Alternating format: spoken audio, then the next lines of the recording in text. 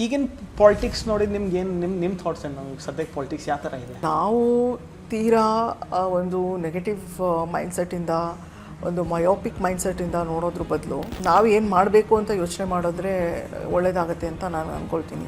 For politician how education is important. ಯಾಕೆ ತುಂಬ ನಾವು ಕ್ರಿಟಿಸಿಸಮ್ ಕೇಳಿ ನೋಡ್ತೀವಿ, ಅವರು ಎಜುಕೇಟೆಡೇ ಇಲ್ಲ, ಓದಿಲ್ಲ, ಅವ್ರು MLA ಆದರು MP ಆದರು. So your thoughts on that? विधि द्वारा भी करती हूँ,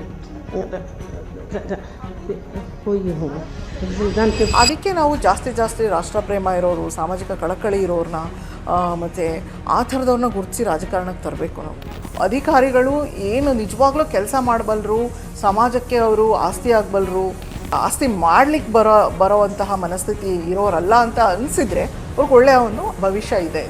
ಇಲ್ಲಿ ಸುಮ್ಮನೆ ಏನೋ ದುಡ್ಡಿಂದನೋ ಅಥವಾ ಹಣಬಲದಿಂದ, ತೋಳ್ಬಲದಿಂದನೋ ಅಥವಾ ನಿಮ್ಮದು ಡೈನಾಸ್ಟಿಯಿಂದನೋ ನೀವು ರಾಜಕಾರಣ ಮಾಡೋಕ್ಕಾಗಲ್ಲ. ನೀವು ಮುಂದೆ ಲೀಡರ್ ಆಗ್ತೀರಾ, ಆದಮೇಲೆ what are the changes you bring? ನಮ್ಮ ಒಂದು ದೇಶದಲ್ಲಿ out of the pocket expenditure ತುಂಬ ಜಾಸ್ತಿ ಆಗ್ತಿದೆ. ಬಡವರು ತುಂಬ major portion of their savings ಅವರು ಹೆಲ್ತ್ ಮೇಲೆ ತುಂಬ ಇನ್ವೆಸ್ಟ್ ಮಾಡ್ತಾರೆ. ಸೊ ಅದರಿಂದ ಬಡತನಕ್ಕೆ ಜಾರ್ತಿದ್ದಾರೆ. ಸೊ ಹೀಗೆಲ್ಲ ಕಷ್ಟಗಳಿದ್ದಾಗ ನಾವು ಇನ್ಶೂರೆನ್ಸ್ ಪಾಲಿಸಿಯನ್ನು ಯೂನಿವರ್ಸಲ್ ಆಗಿ ಎಲ್ಲರಿಗೂ ಅನ್ವಯ ಆಗೋ ಹಾಗೆ, ತುಂಬ ಎಲ್ಲ ಹಂತದಲ್ಲೂ ಅನ್ವಯವಾಗೋ ಹಾಗೆ ಹೇಗೆ ನಾವು ಕಾರ್ಯಗತ ಮಾಡಬಹುದು ಅನ್ನೋ ಒಂದು ದಿಕ್ಕಲ್ಲಿ ನಾನು ಯೋಚನೆ ಮಾಡ್ತಾ ಇದ್ದೇನೆ.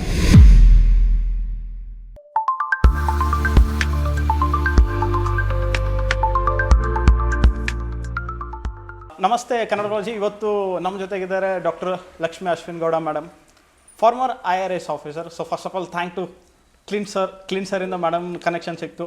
So madam, welcome to Kannadaraji. Ma'am, Kannadaraji platform ಏನಂದರೆ ಲೈಕ್ ಬೇರೆ ಪಾಡ್ಕಾಸ್ಟ್ ಥರ ಅಲ್ಲ. ಸೊ ಇದು ಒಂದು ಲೈಕ್ ಯಾರ್ದು ಸೊಸೈಟಿಯಲ್ಲಿ ಇಂಪ್ಯಾಕ್ಟ್ ಇರುತ್ತೆ, ಪ್ಲಸ್ ಆಫೀಸರ್ಸ್ ಆಗಲಿ, ಸೊ ಒಂದು ಏನಾದರೂ ಕಾಂಟ್ರಿಬ್ಯೂಷನ್ ಮಾಡ್ತಿರ್ತಾರೆ ಸೊಸೈಟಿಯಲ್ಲಿ, ಸೊ ಅವರಿಗೆ ನಾವೇ ಅಲ್ಲಿ ಅವ್ರ ಹತ್ರ ಹೋಗಿ ಪಾಡ್ಕಾಸ್ಟ್ ಮಾಡ್ತೀವಿ. ಹೌದು. So madam, first of all ನಾನು ನಿಮ್ಮ ಬ್ಯಾಕ್ಗ್ರೌಂಡ್ ಎಲ್ಲ ನೋಡಿದೆ, ರಿಸರ್ಚ್ ಎಲ್ಲ ಮಾಡಿದೆ. ಮ್ಯಾಮ್, ಫಸ್ಟ್ ಎಲ್ಲಿಂದ ಸ್ಟಾರ್ಟ್ ಮಾಡೋಣ ಅಂದರೆ ಲೈಕ್ ನಿಮ್ಮದು ಮಳವಳ್ಳಿಯಲ್ಲಿ you are from Malavalli, from Mandya. So ನಿಮ್ಮದು ಬ್ರಿಂಗಿಂಗ್ ಯಾವ ಥರ ಇತ್ತು ಮ್ಯಾಮ್? ಎಲ್ಲಿ ಹುಟ್ಟಿದ್ರಿ, ಹೆಂಗೆ ಬೆಳೆದ್ರಿ? ನಾನು ಮಳವಳ್ಳಿ ತಾಲೂಕು, ಮಂಡ್ಯ ಜಿಲ್ಲೆ. ನಾನು ಹುಟ್ಟಿದ್ದು ಮೈಸೂರಲ್ಲಿ, ಒಂದು ಗೌರ್ಮೆಂಟ್ ಹಾಸ್ಪಿಟಲ್, ಚೆಲುವಾಂಬ ಹಾಸ್ಪಿಟಲಲ್ಲಿ ಹುಟ್ಟಿದ್ದು. ಬೆಳೆದಿದ್ದು 1ರಿಂದ 10ನೇ ತನಕ ಓದಿದ್ದೆಲ್ಲ ಹಳ್ಳಿನಲ್ಲಿ, ಕೋಡಿಹಳ್ಳಿ ಅಂತ ಒಂದು ಹಳ್ಳಿ, ಅಲ್ಲಿ ಓದಿದ್ದು. ನಂತರದ ದಿನಗಳಲ್ಲಿ ನಾನು ಮೈಸೂರಲ್ಲಿ, ಹುಬ್ಳಿಯಲ್ಲಿ ನಾನು ವಿದ್ಯಾಭ್ಯಾಸ ಮಾಡಿದೆ. ನಂತರ UPSC ಎಕ್ಸಾಮ್ ತೊಗೊಂಡು ಪಾಸ್ ಆದಮೇಲೆ ಟ್ರೈನಿಂಗ್ ಎಲ್ಲ ದೇಶದ ವಿವಿಧ ಭಾಗಗಳೆಲ್ಲ ಆಯಿತು. ಬೇಸಿಕಲಿ ನಾನು ಮಂಡ್ಯ ಜಿಲ್ಲೆಯಲ್ಲಿ 1ರಿಂದ 10ನೇ ತರಗತಿ ತನಕನೂ ಅಲ್ಲೇ ಇದ್ದೆ, ಮಂಡ್ಯದಲ್ಲಿ. ಓಕೆ. ಸೊ 1 to 10 ಇವರು ಮಂಡ್ಯದಲ್ಲಿದ್ದರೆ? ಹೌದು ಮೇಡಮ್. ಇವಾಗ ಫಸ್ಟ್ ಪಾಲಿಟಿಕಲಿ ಬಂದರೆ like your father is like JDS president in Mandya. So ಅದು ಯಾವ ಥರ ಇತ್ತು ಮ್ಯಾಮ್? ಯಾವ ಥರ ಪೊಲಿಟಿಕಲ್ ಸಪೋರ್ಟ್ ಇತ್ತು ನಿಮಗೆ? ಫಾದರ್ದು ಯಾವ ಥರ ಒಂದು ಇಂಪ್ಯಾಕ್ಟ್ ಇತ್ತು ಮಂಡ್ಯದಲ್ಲಿ? ಓಕೆ. ನಮ್ಮ ತಂದೆ JDSದು ನಿಷ್ಠಾವಂತ ಕಾರ್ಯಕರ್ತರು. ಸುಮಾರು 4 ದಶಕಗಳಿಗಿಂತಲೂ ಜಾಸ್ತಿ JDS ಪಕ್ಷದಲ್ಲಿ ಅವ್ರು ಕೆಲಸ ಮಾಡಿದ್ದಾರೆ. ಅವ್ರ ಕೆಲಸನ ಅವರು ಗಮನಿಸಿ ವರಿಷ್ಠರು ಅವರು ಆಸೆ ಪಟ್ಟಿಲ್ಲ ಅಂದ್ರೂ, ಅಪ್ಪನ ಇಚ್ಛೆ ಇರಲಿಲ್ಲ ಅಂದ್ರೂ ಕೂಡ ಅವ್ರನ್ನ ತಾಲೂಕು ಅಧ್ಯಕ್ಷನಾಗಿ ಮಾಡಿದರು. ಆ ಒಂದು ಕೆಲಸವನ್ನು ಅವರು ನಿಷ್ಠೆಯಿಂದ ಪೂರೈಸಿದರು. ಬೇಸಿಕಲಿ ನಾನು ಮೊದಲಿಂದನೂ ವೈದ್ಯಳಾಗಬೇಕಂತ ಆಸೆ ಇದ್ದಿದ್ದು. ಯಾವುದೇ ಥರ ರಾಜಕಾರಣಕ್ಕೆ ಬರಬೇಕು ಅಂತ ಅಥವಾ ರಾಜಕೀಯವಾಗಿ ನಾನು ಒಂದು ಆ ಕ್ಷೇತ್ರಕ್ಕೆ ಬರಬೇಕು ಅನ್ನೋ ಯಾವುದೇ ಥರದ್ದು ಒಂದು ಮನಸ್ಥಿತಿ ಇರಲಿಲ್ಲ. ನಾನು ಡಾಕ್ಟರ್ ಆಗಬೇಕಂತಲೇ ಚಿಕ್ಕಂದಿಂದ ಇದ್ದಿದ್ದು. ಆದರೆ ನಮ್ಮ ತಂದೆಯ ಒಂದು ಸಾಮಾಜಿಕ ಕಳಕಳಿ ಯಾವಾಗಲೂ ನನ್ನ ಮೇಲೆ ಒಂದು ಸದ್ಪರಿಣಾಮವನ್ನು ಬೀರ್ತಾಯಿತ್ತು ಅಂತ ಹೇಳಲಿಕ್ಕೆ ಇಷ್ಟಪಡ್ತೇನೆ. ಯಾಕಂದರೆ ಅವರು ಯಾವಾಗಲೂ ಬಡವ್ರಿಗೋಸ್ಕರ ಮಿಡಿತಾಯಿದ್ರು, ಅವ್ರನ್ನ ಕೆಲಸ ಕೇಳ್ಕೊಂಡು ಬಂದವರು ಕೆಲಸ ಮಾಡ್ತಾಯಿದ್ರು, ಅವ್ರ ಕೈಲಾದ ಸಹಾಯ ಮಾಡ್ತಾಯಿದ್ರು. ಆ ಒಂದು ಸಹಾಯಪರತೆ, ಒಂದು ಪರೋಪಕಾರತೆ, ಅವರ ವ್ಯಕ್ತಿತ್ವ ನನ್ನ ಮೇಲೆ ತುಂಬ ಪರಿಣಾಮ ಬೀರಿದೆ ಅಂತ ಹೇಳ್ತೇನೆ. ಈಗ like you have done like MBBS, ಒಂದು ಅದು ಕರ್ನಾಟಕ ಟಾಪ್ ಕಾಲೇಜಲ್ಲಿ ಕಿಮ್ಸಲ್ಲಿ ಮಾಡಿದ್ರಿ. So how was that ma'am? ನಿಮ್ಮದು ಸ್ಟಾರ್ಟಿಂಗಿಂದಾನೇ ಡಾಕ್ಟರ್ ಆಗಬೇಕಂತ ಇತ್ತು. ಸೊ ಅಲ್ಲಿ ಯಾವ ಥರ ಎಕ್ಸ್ಪೀರಿಯನ್ಸ್ ಇತ್ತು ಮ್ಯಾಮ್ ನಿಮ್ಮದು? ನಾನು ಚಿಕ್ಕಂದಿಂದ ನನಗೆ ನೆನಪಿರೋ ಪ್ರಕಾರ ಮೊದಲಿಂದನೂ ನಾನು ಡಾಕ್ಟರ್ ಆಗಬೇಕಂತಲೇ ಆಸೆ ಪಡ್ತಿದ್ದೆ. ನನಗೆ ನೆನಪಿರೋದು 4ನೇ ಕ್ಲಾಸಲ್ಲಿ ಹೇಳಿದ್ದು ನೆನಪಿದೆ ನನಗೆ, ನೀನು ದೊಡ್ಡವಳಾದಮೇಲೆ ಡಾಕ್ಟರ್ ಆಗ್ತೀನಿ ಅಂತ. ಅದು ಎಷ್ಟು ಆಳವಾಗಿ ಇತ್ತು ಅಂತಂದರೆ ನನ್ನ ಮೇಲೆ, ನಮ್ಮ ತಾಯಿ ಅದ್ರ ಮೇಲೆ ತುಂಬ ಪರಿಣಾಮ ಬೀರಿದ್ದು. ನೀನು ಮುಂದೆ ಓದಿ ಬೇರೇನೂ ಆಗಬೇಕಾಗಿಲ್ಲ, ವೈದ್ಯಳಾಗಬೇಕು ಅಂತ ಅವರು ತುಂಬ ಆಸೆ ಪಡ್ತಾಯಿದ್ರು. ಮತ್ತು ವೈದ್ಯರಾಗಿರೋರನ್ನ ತೋರಿಸಿ ಹೇಳ್ತಾಯಿದ್ರು, ತುಂಬ ಎನ್ಕರೇಜ್ ಮಾಡ್ತಾಯಿದ್ರು, ಪ್ರೋತ್ಸಾಹದ ನುಡಿಗಳನ್ನ ಹೇಳ್ತಾಯಿದ್ರು. ಡಾಕ್ಟರ್ ಆದರೆ ಒಂದು ಸಮಾಜದಲ್ಲಿ ಒಂದು ಒಳ್ಳೆ ಸ್ಟೇಟಸ್ ಇರುತ್ತೆ, ಕೆಲಸ ಮಾಡಲಿಕ್ಕೆ ಅವಕಾಶ ಇರುತ್ತೆ, ರೋಗಿಗಳಿಗೆ ಸಹಾಯ ಮಾಡಬಹುದು. ಇದನ್ನೆಲ್ಲ ನಮ್ಮ ತಾಯಿ ಚಿಕ್ಕಂದಿಂದನೇ ಹೇಳೋದ್ರಿಂದ ನನಗೆ ಗೊತ್ತಿರೋ ಪ್ರಕಾರ ಚಿಕ್ಕಂದಲ್ಲೇ ಡಾಕ್ಟರ್ ಆಗಬೇಕಂತ ಆಸೆ ಇತ್ತು. ಆ ಒಂದು ನಿಟ್ಟಿನಲ್ಲೇ ನಾನು ಓದಿದ್ರಿಂದ MBBSಗೆ ಸೇರಿಕೊಳ್ಳಿಕ್ಕೆ ಅವಕಾಶ ಆಯಿತು ಅಂತ ಹೇಳಲಿಕ್ಕೆ ಇಷ್ಟಪಡ್ತೇನೆ. ಓಕೆ ಮ್ಯಾಮ್ MD ಏನಾದರೂ ಕಂಪ್ಲೀಟ್ ಮಾಡಿದ್ರೆ ನೀವು MBBS ಲೈಕ್? ಇಲ್ಲ ಜಸ್ಟ್ MBBS ಅಷ್ಟೇ, MD ಎಲ್ಲ ಏನೂ ಮಾಡಿಲ್ಲ. MBBS ಆದ ನಂತರ UPSC ಎಕ್ಸಾಮ್ಸ್ ತೊಗೊಂಡಿದ್ದೆ ನಾನು. ಓಕೆ. ಸೊ MBBS ಟೈಮಲ್ಲಿ ಮ್ಯಾಮ್ ಇವಾಗ UPSC ಎಂಟ್ರ್ ಆದ್ರಿ, ಸೊ ಅದು ಯಾವ ಥರ ಮ್ಯಾಮ್ UPSC ನೀವು ಯಾವಾಗ ಅಟೆಂಪ್ಟ್ ಮಾಡಿದ್ರಿ? ಸೊ ಅದಕ್ಕೆ ಒಳ್ಳೆ ಕ್ವೆಶ್ಚನ್ ಅಂತ ಹೇಳ್ತೀನಿ. It's a incredible question. ಯಾಕಂದರೆ ನಾನು ವೈದ್ಯಳಾಗಬೇಕಂತ ಅಷ್ಟೊಂದು ಆಸೆಪಟ್ಟ ಆಗಿದ್ದು. ನಾನು ಯಾಕೆ ಚೇಂಜ್ ಮಾಡಿದೆ ಅಂದಾಗ, ಡಾಕ್ಟರು ಒಂದು ಸಮಾಜದಲ್ಲಿ ಇಟ್ಸ್ ಅ ನೋಬಲ್ ಪ್ರೊಫೆಷನ್. ಹಲವಾರು ಪ್ರೊಫೆಷನ್ಗಳಿದೆ, ಎಲ್ಲ ಒಂದು ವೃತ್ತಿನೂ ಕೂಡ ಅದರದೇ ಆದಂಥ ಒಂದು ವೈಶಿಷ್ಟ್ಯ ಇರುತ್ತೆ, ಅದರದೇ ಆದಂತಹ ಒಂದು ಪ್ರಾಮುಖ್ಯತೆ ಇರುತ್ತೆ. ಅದರಲ್ಲೂ ವೈದ್ಯರಿಗೆ, ರೋಗಿಗಳಿಗೆ ಚಿಕಿತ್ಸೆ ಕೊಡುವಂಥದ್ದು ಎಲ್ಲ ಇರುತ್ತೆ. ನಾನು ಆ ಒಂದು ನಿಟ್ಟಲ್ಲೇ ಓದ್ತಾ ಇದ್ದೆ, MD ಮಾಡಬೇಕು, ಕಾರ್ಡಿಯೋಥೊರಾಸಿಕ್ ಸರ್ಜನ್ ಆಗಬೇಕು, ದೇವಿ ಪ್ರಸಾದ್ ಶೆಟ್ಟಿ ಅವ್ರ ಥರ ಅಂತ. ನಾನು ತುಂಬ ಅವರು ನನಗೆ ಪ್ರೇರೇಪಣೆ.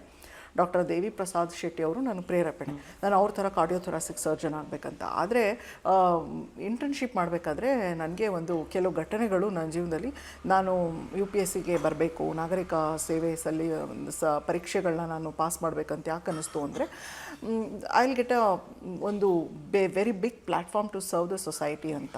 ಡಾಕ್ಟರ್ ಆಗೋದಕ್ಕಿಂತನೂ ರಿಚ್ ಜಾಸ್ತಿ ಸಿಗುತ್ತೆ, ಒಂದು ಒಳ್ಳೆ ಭೂಮಿಕೆ ಕೆಲಸ ಮಾಡಲಿಕ್ಕೆ, ಸಮಾಜ ಸೇವೆ ಮಾಡಲಿಕ್ಕೆ.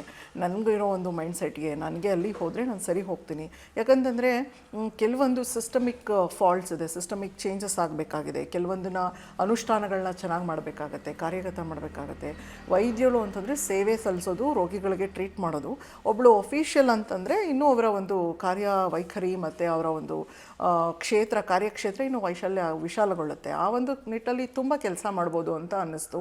ಮತ್ತು ಇನ್ನೊಂದು ಹೇಳಬೇಕಾದ್ರೆ, to be honest with you, ಒಂದು ಎಕ್ಸಾಮ್ ಬರೆದು ಕ್ಲಿಯರ್ ಮಾಡಿದ್ರೆ ಬೇಗ ಈಸಿಲಿ ಸೆಟ್ಲ್ ಆಗ್ಬೋದು ಲೈಫಲ್ಲಿ ಅನ್ನೋದು ಒಂದು ನನಗಿತ್ತು. ಅಂದರೆ ಬೇಗ ಒಂದು ಪೊಸಿಷನ್ಗೆ ಹೋಗ್ಬೋದು, ಕೆಲಸ ಮಾಡ್ಬೋದು ಅಂತ. MD ಮಾಡಬೇಕು, DM ಮಾಡಬೇಕು, ಸೂಪರ್ ಸ್ಪೆಷಲೈಸೇಷನ್ ಮಾಡಬೇಕು, ಇಟ್ ಟೇಕ್ಸ್ ಲಾಂಗರ್ ಇಯರ್ಸ್ ಅಂತ ಅನಿಸಿ ಅವಾಗ ಚೇಂಜ್ ಮಾಡಿದೆ ನಾನು. ಬೇಸಿಕಲಿ ಮ್ಯಾಮ್ ಯಾರೇ ಒಬ್ಬರು ಆಫ್ಟರ್ ಸೆಕೆಂಡ್ PU ನಮ್ಮ ಕಡೆ ಮತ್ತು ನಾರ್ತ್ ಕರ್ನಾಟಕ ಸೈಡ್ ಎಲ್ಲರೂ ಡಾಕ್ಟರ್ ಆಗಬೇಕು. ಈಗ ತುಂಬ ಕಾಂಪಿಟೇಷನ್ ಇದೆ ನೀಟ್ಗೆ. ಸೊ ನೀವು ಆ ಟೈಮಲ್ಲಿ MBBS ಫುಲ್ ಕಂಪ್ಲೀಟ್ ಮಾಡಿದ್ರಿ, ಸೊ ನೀವು ಅಲ್ಲೇ ಸೆಟ್ಲ್ ಆಗ್ಬೋದಾಗಿತ್ತು. ಬಟ್ ನೀವು ನಿಮ್ಮದು ಲಿಮಿಟ್ ಒಂದು ಸ್ವಲ್ಪ ಎಕ್ಸ್ಟೆಂಡ್ ಮಾಡಿ ಕ್ಲಿಯರ್ಡ್ UPSC 2013 ಮ್ಯಾಮ್ ಎಷ್ಟು ಅಟೆಂಪ್ಟಲ್ಲಿ ಕ್ಲಿಯರ್ ಮಾಡಿದ್ರಲ್ಲ? ದಟ್ ವಾಸ್ ಮೈ ಫಸ್ಟ್ ಅಟೆಂಪ್ಟಲ್ಲೇ ಕ್ಲಿಯರ್ ಮಾಡಿದೆ. So you got the Indian railway account service. So ಅದು ಎಕ್ಸ್ಪೀರಿಯನ್ಸ್ ಯಾವ ಥರ ಆಯಿತು ಮ್ಯಾಮ್? ಅದು ಕೂಡ ಏನಂತಂದರೆ, ಯೂಶ್ವಲಿ ಎಲ್ಲರೂ ಎಕ್ಸಾಮ್ ಬರೆಯೋದು IAS IPS ಆಗಬೇಕಂತ. UPSCಯಲ್ಲಿ ಎಲ್ಲ ಏನೇನು ಪರೀಕ್ಷೆಗಳಿದೆ ಆ ಪರೀಕ್ಷೆಗಳಲ್ಲಿ ಪಾಸ್ ಮಾಡಿದ್ರೆ ದೇಶ ಸೇವೆ ಮಾಡಲಿಕ್ಕೆ ಅವಕಾಶ ಸಿಗುತ್ತೆ, ಒಂದೊಂದು ಕ್ಷೇತ್ರದಲ್ಲಿ ಇರುತ್ತೆ. ಸೊ ಅದು ತುಂಬ ಜನಗಳಿಗೆ ಗೊತ್ತಿಲ್ಲ. IRS ಇರುತ್ತೆ, Indian audit and account service ಇರುತ್ತೆ, ಇಂಡಿಯನ್ ಪೋಸ್ಟಲ್ ಸರ್ವಿಸ್ ಇರುತ್ತೆ, Indian railway accounts, Indian railways ಎಲ್ಲ ಇರುತ್ತೆ. ಸೊ ಒಂದರಲ್ಲಿ ಪ್ರತಿಯೊಂದು ಸೇವೆಗೂ ಅದರದೇ ಆದಂತಹ ಪ್ರಾಮುಖ್ಯತೆ ಇದೆ. ನಾನು ಮುಖ್ಯವಾಗಿ IAS ಆಗಬೇಕಂತಲೇ ಪರೀಕ್ಷೆ ಬರೆದಿದ್ದು.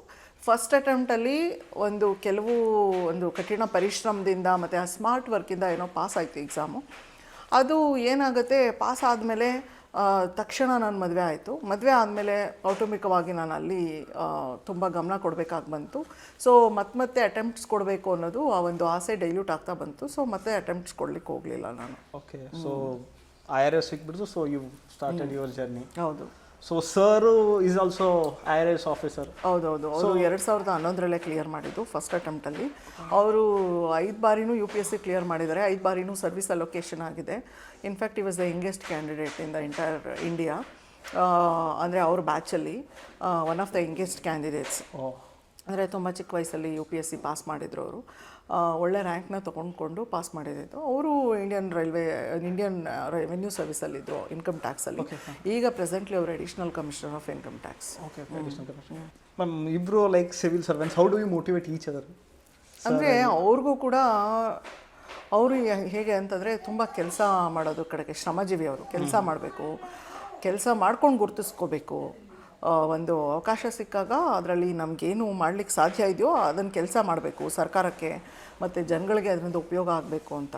ಮತ್ತು ನಂದೂ ಹಾಗೇ, ನನಗೂ ಮೊದಲಿಂದನೂ ಸಾಮಾಜಿಕ ಕಳಕಳಿ ಎಲ್ಲ ಇದೆ, ಸಮಾಜಕ್ಕೆ ಏನಾದರೂ ಒಳ್ಳೇದು ಮಾಡಬೇಕು ಅಂತ. ಸೊ ಅಲ್ಲಿ ನಮ್ಮಿಬ್ಬರ ಒಂದು ಆಲೋಚನೆಗಳು ಒಂದೇ ಆಯಿತು. ಸೊ ಆ ಒಂದು ದಿಕ್ಕಲ್ಲಿ ನಾವಿಬ್ರಿಗೂ ಒಬ್ರಿಗೊಬ್ರು ಪೂರಕವಾಗಿ ಅದು ಬೆಳವಣಿಗೆ ಆಗ್ತಾ ಬಂದಿದೆ. ಇವಾಗ ನೀವು ಯಾವ ಥರ ಪಾಲಿಟಿಕಲಲ್ಲಿ ಎಂಟ್ರ್ ಆದ್ರಲ್ಲ ma'am, so MBBS is the big platform, ಅದನ್ನು ನೀವು ಸ್ಯಾಕ್ರಿಫೈಸ್ ಮಾಡಿ ಸಿವಿಲ್ ಸರ್ವಿಸ್ ಇದರಲ್ಲಿ ಬಂದರೆ, ಸೊ ಪಾಲಿಟಿಕ್ಸ್ ಒಳಗಡೆ ಎಂಟ್ರ್ ಆಗೋ ಲೈಕ್ ಸರ್ ಒಪಿನಿಯನ್ ಯಾವ ಥರ ಆಯಿತು ಮ್ಯಾಮ್? ಲೈಕ್ ಯಾವ ಥರ ಮೋಟಿವೇಟ್ ಹೆಂಗೆ ಮಾಡ್ತಿದ್ರು ನಿಮಗೆ ಪಾಲಿಟಿಕ್ಸ್ ಹೋಗೋಕ್ಕೆ? ಅಂದರೆ ಮೋಟಿವೇಶನ್ ಅಂತ ಅನ್ನೋದಕ್ಕೆ ನಮ್ಮ ಮೊದಲಿಂದನೂ ಆಲೋಚನೆ ತಲೆಯಲ್ಲಿ ಇರಲಿಲ್ಲ. ಅದೊಂದು ಆಕಸ್ಮಿಕವಾಗಿ ನಡೆದಂಥ ಘಟನೆ. 2017ರಲ್ಲಿ ಕೆಲವು ಘಟನೆಗಳು ನಾಗಮಂಗಲದಲ್ಲಿ, ಅಲ್ಲಿ ಸ್ವಲ್ಪ ರಾಜಕೀಯ ನಿರ್ವಾತತೆ ಇತ್ತು, ಪೊಲಿಟಿಕಲ್ ವ್ಯಾಕ್ಯೂಮ್ ಕ್ರಿಯೇಟ್ ಆಯಿತು. ಯಾಕಂದರೆ ಅಲ್ಲಿದ್ದ ಒಬ್ಬ ಪ್ರೆಸೆಂಟ್ ಅಲ್ಲಿನ MLA ಪಾರ್ಟಿನ ಸ್ವಿಚ್ ಮಾಡಿದ್ರು, ಬೇರೆ ಕಡೆ ಬಂದರು. ಸೊ ಆಗ JDS ಪಕ್ಷದಲ್ಲಿ ಅವರಿಗೆ ಖಾಲಿ ಆಯಿತು. ಮತ್ತು ನಾವು ಕೂಡ, ನಾನು ನಾಗಮಂಗಲದ ಸೊಸೆ ಆಗಿದ್ದರಿಂದ ಅಲ್ಲಿಗೊಂದು ಅವಕಾಶ ಸಿಗುತ್ತೆ ಅಂತ, ಮತ್ತು ಕುಮಾರಸ್ವಾಮಿ ಅವರು ಕೂಡ, ಪಕ್ಷದ ವರಿಷ್ಠರು ಕೂಡ ನಮಗಲ್ಲಿ ತುಂಬ ಎನ್ಕರೇಜ್ ಮಾಡಿದ್ರಿಂದ ಅಲ್ಲಿಗೆ ಬರಬೇಕಾಗಿ ಬಂತು. ಅಂದರೆ it was not a planned event, ಅದು ಸುಮ್ಮನೆ ಆಗಿದ್ದಷ್ಟೇ, ಇನ್ಸ್ಟಂಟೇನಿಯಸ್ಲಿ ಆಗಿದ್ದದು. ಸೊ ನೀವು ಒಂದು ಜನಕ್ಕೆ ಏನಾದರೂ ಸೇವೆ ಮಾಡಬೇಕಂತ ಹೌದು, ಸಿವಿಲ್ ಸರ್ವಿಸ್. ಹೌದೌದು. ಅದು ಹೇಗೆ ಅಂದರೆ, ಈಗ ವೈದ್ಯಕೀಯ ವೃತ್ತಿಗಿಂತನೂ ಆಡಳಿತಾತ್ಮಕ ಸೇವೆಯಲ್ಲಿ ಒಂದು ಭೂಮಿಕೆ, ದೊಡ್ಡ ಭೂಮಿಕೆ ಸಿಗುತ್ತೆ. As compared to administrative system, political ಸಿಸ್ಟಮ್ಗೆ ಹೋಯಿತು ಅಂತಂದರೆ ಇನ್ನೂ ದೊಡ್ಡ ಭೂಮಿಕೆ ಸಿಗುತ್ತೆ. ಪೊಲಿಟಿಕೋ ಅಡ್ಮಿನಿಸ್ಟ್ರೇಟಿವ್ ಸಿಸ್ಟಮಲ್ಲಿ political master is the head. Administrative ಸಿಸ್ಟಮಲ್ಲಿ ರಾಜಕೀಯವಾಗಿ ಭೂಮಿಕೆ ಇನ್ನೂ ವಿಶಾಲವಾಗಿರುತ್ತೆ, ಇನ್ನೂ ದೊಡ್ಡದು ಭೂಮಿಕೆ ಸಿಗುತ್ತೆ, ಕೆಲಸ ಮಾಡಲಿಕ್ಕೆ ಅವಕಾಶ ಸಿಗುತ್ತೆ, ಪಾಲಿಸಿ ಫಾರ್ಮ್ಯುಲೇಷನಲ್ಲಿ ಇರ್ತೀರಾ. ಸೊ ಇನ್ನೂ ದೇಶಕ್ಕೆ ಅಥವಾ ರಾಜ್ಯಕ್ಕೆ ಅಥವಾ ನಮ್ಮ ಜನತೆಗೆ ಏನು ಬೇಕು ಅನ್ನೋದನ್ನು ಸೂಕ್ಷ್ಮವಾಗಿ ಅರ್ಥಕೊಂಡು ಮಾಡಲಿಕ್ಕೆ, ಮತ್ತು ಅವ್ರ ಜನಜೀವನದಲ್ಲಿ ತುಂಬ ದೊಡ್ಡ ಬದಲಾವಣೆಗಳನ್ನ, ಆಮೂಲಾಗ್ರ ಬದಲಾವಣೆಗಳನ್ನ ತರಲಿಕ್ಕೆ ಅದು ಒಂದು ಸ್ಟೇಜ್ ಅಂತ ನನಗನ್ನಿಸ್ತು. ಸೊ ಹಂಗಾಗಿ ಅಲ್ಲಿಗೆ ಬಂದೆ. ಮ್ಯಾಮ್, ಇವಾಗ ಯಾವುದೇ ಒಂದು ಹುಡುಗ ಲೈಕ್ ಸಿವಿಲ್ ಸರ್ವಿಸ್ ಎಕ್ಸಾಮ್ ಬರೋದು ಯಾಕೆ ಇಂಪಾರ್ಟೆಂಟ್ ಆಗುತ್ತೆ ಮ್ಯಾಮ್? ಅದರಿಂದ ಏನು ಕಲಿಬೋದು? ಯಾಕಂದ್ರೆ ನೀವು ತುಂಬ ಇದರಲ್ಲಿ ನಿಮ್ಗೆ ತುಂಬ ಇನ್ಫಾರ್ಮೇಷನ್ ಗೊತ್ತಿದೆ. ಸೊ ಒಬ್ಬ ಹುಡುಗ ಯಾಕೆ ಸಿವಿಲ್ ಸರ್ವಿಸ್ ಎಕ್ಸಾಮ್ ಬರೀಬೇಕು? ಅಂದರೆ ನಾನು ಮೊದಲೇ ಹೇಳಿದೆ, ಯಾವ ವೃತ್ತಿನೂ ಕಡಿಮೆ ಇಲ್ಲ ಅಂತ. ಎಲ್ಲ ವೃತ್ತಿನೂ ಬೇಕು, ಎಲ್ಲ ವೃತ್ತಿಪರರೂ ಬೇಕು, ನಮ್ಮ ದೇಶಕ್ಕೆ ಎಲ್ಲರೂ ಬೇಕು. ಡಾಕ್ಟರ್ಸ್ ಬೇಕು, ಇಂಜಿನಿಯರ್ಸ್ ಬೇಕು, ಸಿವಿಲ್ ಸರ್ವೆಂಟ್ಸ್ ಬೇಕು, ಲಾಯರ್ಸ್ ಬೇಕು, ಎಲ್ಲರೂ ಬೇಕು. ಬಟ್ ಸ್ಟಿಲ್ ಯಾಕೆ ಸಿವಿಲ್ ಸರ್ವಿಸಸ್ನ ಬರೀಬೇಕಂತಂದರೆ, ನಾನು ಹೇಳಿದೆ, ಕೆಲಸ ಮಾಡಲಿಕ್ಕೆ ವಿಪುಲ ಅವಕಾಶಗಳು ಸಿಗುತ್ತೆ, ಮತ್ತು ಜನರ ಜೀವನದಲ್ಲಿ ಹೆಚ್ಚು ಜನರನ್ನ ತಲುಪೋದು, ಮತ್ತು ಅವರ ಜೀವನದಲ್ಲಿ ಕೆಲವು ಟ್ಯಾಂಜಿಬಲ್ ಚೇಂಜಸ್ನ ನಾವು ನೋಡಬಹುದು. ಟ್ಯಾಂಜಿಬಲ್ ಚೇಂಜಸ್ ಅಂತ ಹೇಳ್ತೀವಿ. ಬಡವ್ರಿಗೆ ಅಂತಲೇ ಕೆಲವು ಸೇವೆಗಳಿರುತ್ತೆ, ಕಾರ್ಯಕ್ರಮಗಳಿರುತ್ತೆ, ಅದನ್ನು ಅನುಷ್ಠಾನಗೊಳಿಸೋದ್ರಲ್ಲಿ ಅವ್ರ ಜೀವನ ಹಸನ ಆಗುತ್ತೆ. ಎಷ್ಟೊಂದು ಚೇಂಜಸ್ನ ನೀವು ನೋಡ್ತೀರಾ ಕಣ್ಣಾರೆಯಾಗಿ. ಅಂದರೆ ಕೆಲಸ ಮಾಡಬೇಕು ಹಾನೆಸ್ಟಾಗಿ. Once again honesty is important thing. ಅಲ್ಲಿ ಕೆಲಸ ಮಾಡಬೇಕಷ್ಟೆ. ಎನಿ ಜಾಬ್ ಈಸ್ ಗುಡ್, ಅದನ್ನು ನಿಷ್ಠೆಯಿಂದ ಮಾಡಿದ್ರೆ ದೇಶದ ಪ್ರಗತಿಗೆ ಅದು ಒಳ್ಳೆಯದಾಗುತ್ತೆ ಅಂತ ನಾನು ಅಂದ್ಕೊಂಡಿದ್ದೀನಿ. ಮ್ಯಾಮ್, ಇವಾಗ ಮೇನ್ ಪೊಲಿಟಿಕಲ್ ಕ್ವಶನ್, 2018ನಲ್ಲಿ ಒಂದು ಇನ್ಸಿಡೆಂಟ್ ಆಯಿತು ಮಂಡ್ಯದಲ್ಲಿ. ಸೊ ಒಂದು ಮಂಡ್ಯ ಸೀಟ್ ಲೈಕ್ ನಿಮಗೋಸ್ಕರ, like father is president of JDS. So ಎಲ್ಲರಿಗೂ ಕಾನ್ಫಿಡೆಂಟು ಮಂಡ್ಯ ಜನಕ್ಕೆ, ಲೈಕ್ ನಿಮಗೆ JDS ಸೀಟ್ ಸಿಗುತ್ತಂತ. ಸೊ ಸಡನ್ನಾಗಿ ಒಂದು ಟ್ವಿಸ್ಟ್ ಆಯಿತು. ಸೊ ಅದ್ರ ಬಗ್ಗೆ ನೀವೇನು ಹೇಳಕ್ಕೆ ಇಷ್ಟಪಡ್ತೀರ ಮ್ಯಾಮ್? ಅದೇ ತುಂಬ ಭರವಸೆಯನ್ನು ಉಂಟು ಮಾಡಿತ್ತು. ಟಿಕೆಟ್ ಸಿಗುತ್ತೆ ಅಂತ ಎಲ್ಲ TV ಮಾಧ್ಯಮಗಳಲ್ಲೂ ಬಿತ್ತರಿಸಿದ್ರು. ನನಗೂ ಕೂಡ B.Pharm ಎಲ್ಲ ಸಿಕ್ಕಿತ್ತು, ಎಲ್ಲ ಆಗಿತ್ತು. ಅಂದರೆ ಕೆಲವೊಂದು ಸತಿ ಕೆಲವು ನಾಯಕರುಗಳು ಮನಸ್ಸಲ್ಲಿ ಕೆಲವು ಬದಲಾವಣೆಗಳು ಮಾಡಬೇಕು ಅಂತ ಅನ್ನಿಸ್ದಾಗ ಅವ್ರು ಮಾಡ್ತಾರೆ, ಅದಷ್ಟೇ. ಅದರಲ್ಲಿ ಎಂಥದ್ದು ಬೇರೆ ಏನೂ ನನಗನ್ಸಿಲ್ಲ. ಅಂದರೆ ಅವ್ರಿಗನ್ಸಿದ್ದನ್ನು ಮಾಡಿದ್ರು ಅವರು. ಬಟ್ ಅದರಿಂದ ಇಂಪ್ಯಾಕ್ಟ್ ನನ್ನ ಮೇಲೆ ತುಂಬ ಆಯಿತು. ನನಗೆ ಕೆಲಸ ಬಿಟ್ಟಿದ್ದೆ ಮತ್ತು ರಾಜಕಾರಣವಾಗಿಯೂ ಏನೂ ಸಿಕ್ಕಿಲ್ಲ ಅಂದಾಗ ಅವಾಗ ನಾನು ಭ್ರಮನಿರಸನಗೊಂಡಿದ್ದು ಕೂಡ ನಿಜ ಆಯಿತು. ನಿಮಗೆ ತುಂಬ ಅಫೆಕ್ಟ್ ಮಾಡ್ತು, ಲೈಕ್ ಜನಕ್ಕೆ ನೀವು ಏನು ಹೇಳಕ್ಕೆ ಇಷ್ಟಪಡ್ತಾರೆ ಮ್ಯಾಮ್? ಯಾರು ನಿಮ್ಮ ಮೇಲೆ ಭರೋಸೆ ಇತ್ತು ನಿಮ್ಗೆ ಟಿಕೆಟ್ ಸಿಗುತ್ತೆ ಅಂತ? ಯಾಕಂದರೆ you are known for, you are the daughter of Mandya. So ತುಂಬ ಜನ ನಿಮ್ಗೆ ಆ ರೀತಿ ನೋಡ್ತಾರೆ, ನಮ್ಮ ಊರಿನ ಮಗಳು. ಸೊ ಅವ್ರಿಗೆ ನೀವೇನು ಹೇಳಕ್ಕೆ ಇಷ್ಟಪಡ್ತೀರಾ? ದಟ್ ಅಲ್ಲಿ ನಾನು ಮಂಡ್ಯ ಜಿಲ್ಲೆಯಲ್ಲಿ ಹುಟ್ಟಿದ್ದು, ಮಂಡ್ಯ ಜನರ ಜೊತೆ, ಮಂಡ್ಯ ಜಿಲ್ಲೆಯ ಜನರ ಜೊತೆ ನನಗೆ ಅವಿನಾವ ಭಾವ ಸಂಬಂಧ ಇದ್ದಿದ್ದು. ಮತ್ತು ನಾನಲ್ಲಿ ಹೋರಾಟ ಮಾಡಿದ್ದು, JDS ಪಕ್ಷದಲ್ಲಿದ್ದಾಗ ಓಡಾಡಿದ್ದು, ಅಲ್ಲಿ MLAಗಳ ಗೆಲುವಿಗೆ ಟೊಂಕ ಕಟ್ಟಿ ನಿಂತಿದ್ದು, ಮತ್ತು ಓವರಾಲ್ ಎಲ್ಲನೂ ವರಿಷ್ಠರ ಜೊತೆ ನಿಂತ್ಕೊಂಡು ತುಂಬ ಹೋರಾಟ ಮಾಡಿ ಶ್ರಮವನ್ನು ವಹಿಸಿದ್ದೆಲ್ಲ ಜನರು ನೋಡಿದರು. ಅಂದರೆ ತುಂಬ ಕಡಿಮೆ ಅವಧಿನಲ್ಲಿ ನನ್ನನ್ನು ಅವರು ಸ್ವೀಕರಿಸಿದರು ಮಂಡ್ಯ ಜನ. ಯಾಕಂದರೆ ನಾನು ಮಂಡ್ಯದಲ್ಲಿ ಹುಟ್ಟಿ ಬೆಳೆದ ಹೆಣ್ಮಗಳು, ಮತ್ತು ವಿದ್ಯಾವಂತ ಹೆಣ್ಮಗಳು, ಒಳ್ಳೆ ಹಿನ್ನೆಲೆಯಿಂದ ಬಂದವಳು, ಮತ್ತು ರಾಜಕೀಯ ವರಿಷ್ಠರು ಕೂಡ ಅವ್ರಿಗಿಷ್ಟ. JDS ಪಕ್ಷ ಅಲ್ಲಿ ತುಂಬ ಸ್ಟ್ರಾಂಗ್ ಆಗಿದ್ದು, ತುಂಬ ಸ್ಟ್ರಾಂಗ್ ಫುಟ್ಹೋಲ್ಡ್ ಇದ್ದಂತಹ ಪಕ್ಷ. ಅದರ ವರಿಷ್ಠರು ಅಂದರೆ ಅಲ್ಲಿಗೆ ತುಂಬ ವಿಶೇಷವಾದ ಅಭಿಮಾನ. ಆ ವರಿಷ್ಠರೇ ನನ್ನನ್ನು ವೈಭವೋಪೇತವಾಗಿ ಕರ್ಕೊಂಬಂದು ಪರಿಚಯಿಸಿದಾಗ ಮಂಡ್ಯ ಜನ ಅದನ್ನು ಸ್ವೀಕರಿಸಿದ್ರು. ಆದರೆ ಅಟ್ ದ ಸೇಮ್ ಟೈಮ್ ಸ್ವಲ್ಪ ದಿನದ ನಂತರನೇ, ಅಂದರೆ 2-3 ತಿಂಗಳ ನಂತರನೇ ಟಿಕೆಟ್ ವಂಚಿತಳಾಗಿದ್ದನ್ನು ಕೂಡ ಮಂಡ್ಯ ಜನ ನೋಡಿದ್ದಾರೆ. ಆದರೆ ಟಿಕೆಟ್ ವಂಚಿತಳಾದಾಗ ಒಂದು ಜಿಗುಪ್ಸೆನಲ್ಲಿ ಏನೋ ಹತಾಶೆಗೊಳಗಾಗಿ ವರಿಷ್ಠರ ವಿರುದ್ಧ ಮಾತಾಡೋದು ಅಥವಾ ಪಕ್ಷದ ವಿರುದ್ಧ ಮಾತಾಡೋದು ಅದೇನೂ ಮಾಡದೆ ನನ್ನ ಒಂದು ಪ್ರಬುದ್ಧತೆಗೆ ನಮ್ಮ ತಂದೆ ತಾಯಿಗಳು ನನಗೆ ಕೊಟ್ಟಂಥ ಸಂಸ್ಕಾರಗಳು, ನಾನು ಕಲಿತಂತಹ ಒಂದು ಸಂಸ್ಕಾರ, ನಾನು ತಿಳ್ಕೊಂಡಂತಹ ಒಂದು ಜೀವನ ಪ್ರೀತಿ ಅದೆಲ್ಲ ನನಗೆ ಸಹಾಯ ಮಾಡ್ತು ಅಂತ ಅನಿಸುತ್ತೆ. ಮಾನಸಿಕವಾಗಿ ತುಂಬ ನನ್ನನ್ನು ತುಂಬ ಕುಗ್ಗುವಂಥ ಸಂದರ್ಭದಲ್ಲೂ ನನ್ನ ಕೈ ಹಿಡಿತು, ನನಗೆ ಆತ್ಮಸ್ಥೈರ್ಯವನ್ನು ತುಂಬಿತು. ಆ ಒಂದು ಹಿನ್ನೆಲೆಯಿಂದ ನಾನು ಯಾರ ಮೇಲೂ ಹತಾಶೆಗೊಳಗಾಗಿ ಯಾವುದೇ ಥರ ಮಾತಾಡೋದು, ಅವರನ್ನೆಲ್ಲ ಬಗ್ಗೆ ಕೋಪವನ್ನು ಹೊರಗೆ ಹಾಕೊಂಡು ಕೆಲಸ ಮಾಡಲಿಲ್ಲ. ಅದಕ್ಕಿಂತ ಬದಲಾಗಿ ನನ್ನ ಮನೆಗೆ ಬಂದು ಸ್ವಲ್ಪ ದಿನದ ಕಾಲ ನನ್ನ ಕುಟುಂಬದ ಕಡೆ ಗಮನ ಹರಿಸಿದೆ. ಯಾಕಂದರೆ ನನಗೆ ಕೆಲಸ ಇರಲಿಲ್ಲ ಹೋಗಲಿಕ್ಕೆ. ಮತ್ತು ಅದು ನನಗೆ ಮುಂದಿನ ದಿನಗಳಲ್ಲಿ ಅದು ಒಳ್ಳೆಯದೇ ಆಯಿತು ಅಂತ ನಾನು ಹೇಳಲಿಕ್ಕೆ ಇಷ್ಟಪಡ್ತೀನಿ. ಮ್ಯಾಮ್, ಕ್ವಿಟ್ಟಿಂಗ್ ಸಿವಿಲ್ ಸರ್ವಿಸ್ ನಿಮಗೆ ಅದು ಡಿಸಿಷನ್ ತುಂಬ ಟಫ್ ಅನಿಸ್ಲಿಲ್ಲ? ಲೈಕ್ ಇವಾಗಿನ ಪಾಲಿಟಿಕ್ಸ್ ನೋಡಿದರೆ ತುಂಬ ಮೇಲೆ ಕೆಳಗಡೆ ಇರುತ್ತೆ. ಸೊ ನೀವು ಒಂದು ಒಳ್ಳೆ ಹುದ್ದೆದಲ್ಲಿದ್ರಿ, ಸೊ ಅದನ್ನ ಕ್ವಿಟ್ ಮಾಡುವಾಗ ನಿಮಗೆ ತುಂಬ ಟಫ್ ಆಯಿತಾ, ಯಾವ ರೀತಿ ಅಂತ? ಅದನ್ನು ಮಾತ್ರ ಹೇಳ್ತೀನಿ, it requires extra ordinary courage and conviction. ಯಾಕಂದರೆ ನಾನು 2013ರಲ್ಲಿ ನಾನು ಜಾಯ್ನ್ ಆಗಿದ್ದು, 2017ರಲ್ಲಿ ನಾನು ಕ್ವಿಟ್ ಮಾಡಿದ್ದು, ಅಂದರೆ ರಾಜೀನಾಮೆಯನ್ನು ಕೊಟ್ಟಿದ್ದು. ಆ ಒಂದು ಸಂದರ್ಭದಲ್ಲಿ ನನಗೆ ನನ್ನ ಮುಂದೆ ಬಂದಿದ್ದೇನು ಅಂತಂದರೆ, ಒಂದು ಅವಕಾಶ ಸಿಗುತ್ತೆ, ಒಂದು ಉಜ್ವಲವಾದಂತಹ ಅವಕಾಶ ಸಿಕ್ಕಿದೆ. ನಾನು ಅಧಿಕಾರಿಯಾಗಿದ್ದಕ್ಕಿಂತನೂ ಹೆಚ್ಚಿಗೆ ನನ್ನ ಕೆಲಸವನ್ನು ಈ ಒಂದು ಭೂಮಿಕೆನಲ್ಲಿ ಮಾಡಬಹುದಲ್ಲ ಅನ್ನೋ ಒಂದು ಇದರಿಂದ ಬಂದಿದ್ದು. ಮತ್ತು ಅಂದರೆ ಆ ಟೈಮಲ್ಲಿ ಯಾರೂ ನನಗೆ ಬೇಡ ಅಂತ ಹೇಳಿಲ್ಲ, ಡಿಸ್ಕರೇಜ್ ಮಾಡಲಿಲ್ಲ. ಕೆಲವರು ಬಿಟ್ಟರೆ, ಒಬ್ಬರು ಇಬ್ಬರನ್ನ ಬಿಟ್ಟರೆ ಯಾರೂ ಹೇಳಲಿಲ್ಲ. ಅಂದ್ರೆ ಆವಾಗ ನಾನು ಅಂಥದ್ದೊಂದು ನಿರ್ಧಾರ ತೊಗೊಳೋಕ್ಕೆ ಅವ್ರು ಯಾರು ಬೇಡ ಅಂದಿದ್ದು ಒಂದು ಕಾರಣ ಇದೆ.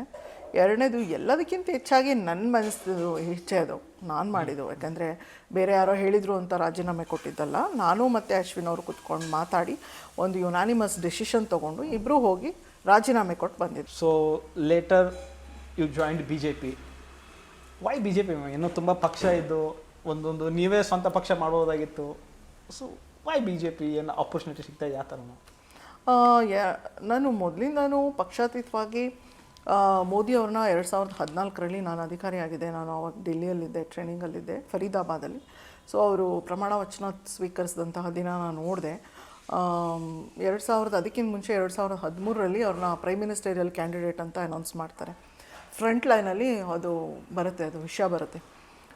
ಮೋದಿ ಅವ್ರು ಕೂತ್ಕೊಂಡಿರೋ ಸಮಾರಂಭದಲ್ಲಿ ಪ್ರೈಮ್ ಮಿನಿಸ್ಟೇರಿಯಲ್ ಕ್ಯಾಂಡಿಡೇಟ್ ಆಗಿ ಅನೌನ್ಸ್ ಆಗಿದ್ದಾರೆ ಅಂತ. ಆ ಟೈಮಿಂದ ನಾನು ಅವ್ರ ಬಗ್ಗೆ ಫೋಕಸ್ಡ್ ಆಗಿ ಸ್ಟಡಿ ಮಾಡೋಕ್ಕೆ ಶುರು ಮಾಡಿದಾಗ ಅವರಲ್ಲಿರುವಂತಹ ಒಂದು ದೂರದೃಷ್ಟಿ, ಅವರಲ್ಲಿರುವಂತಹ ರಾಷ್ಟ್ರಪ್ರೇಮ, ಅವರಲ್ಲಿರುವಂತಹ ಅಭಿವೃದ್ಧಿಶೀಲತೆ, ಅವರಲ್ಲಿರುವಂತಹ ಸಂವೇದನಾಶೀಲತೆ ಮತ್ತು ಜನಪರ ಕಾಳಜಿ, ಸಮಾಜ ಪರತೆ, ಅದೆಲ್ಲ ನನಗೆ ತುಂಬ ಇಷ್ಟ ಆಯಿತು. ತುಂಬ ಆಳವಾಗಿ ಅಧ್ಯಯನ ಮಾಡಿದಾಗ ಅವರು ಪ್ರಮಾಣ ವಚನ ಸ್ವೀಕರಿಸಿದ್ರು.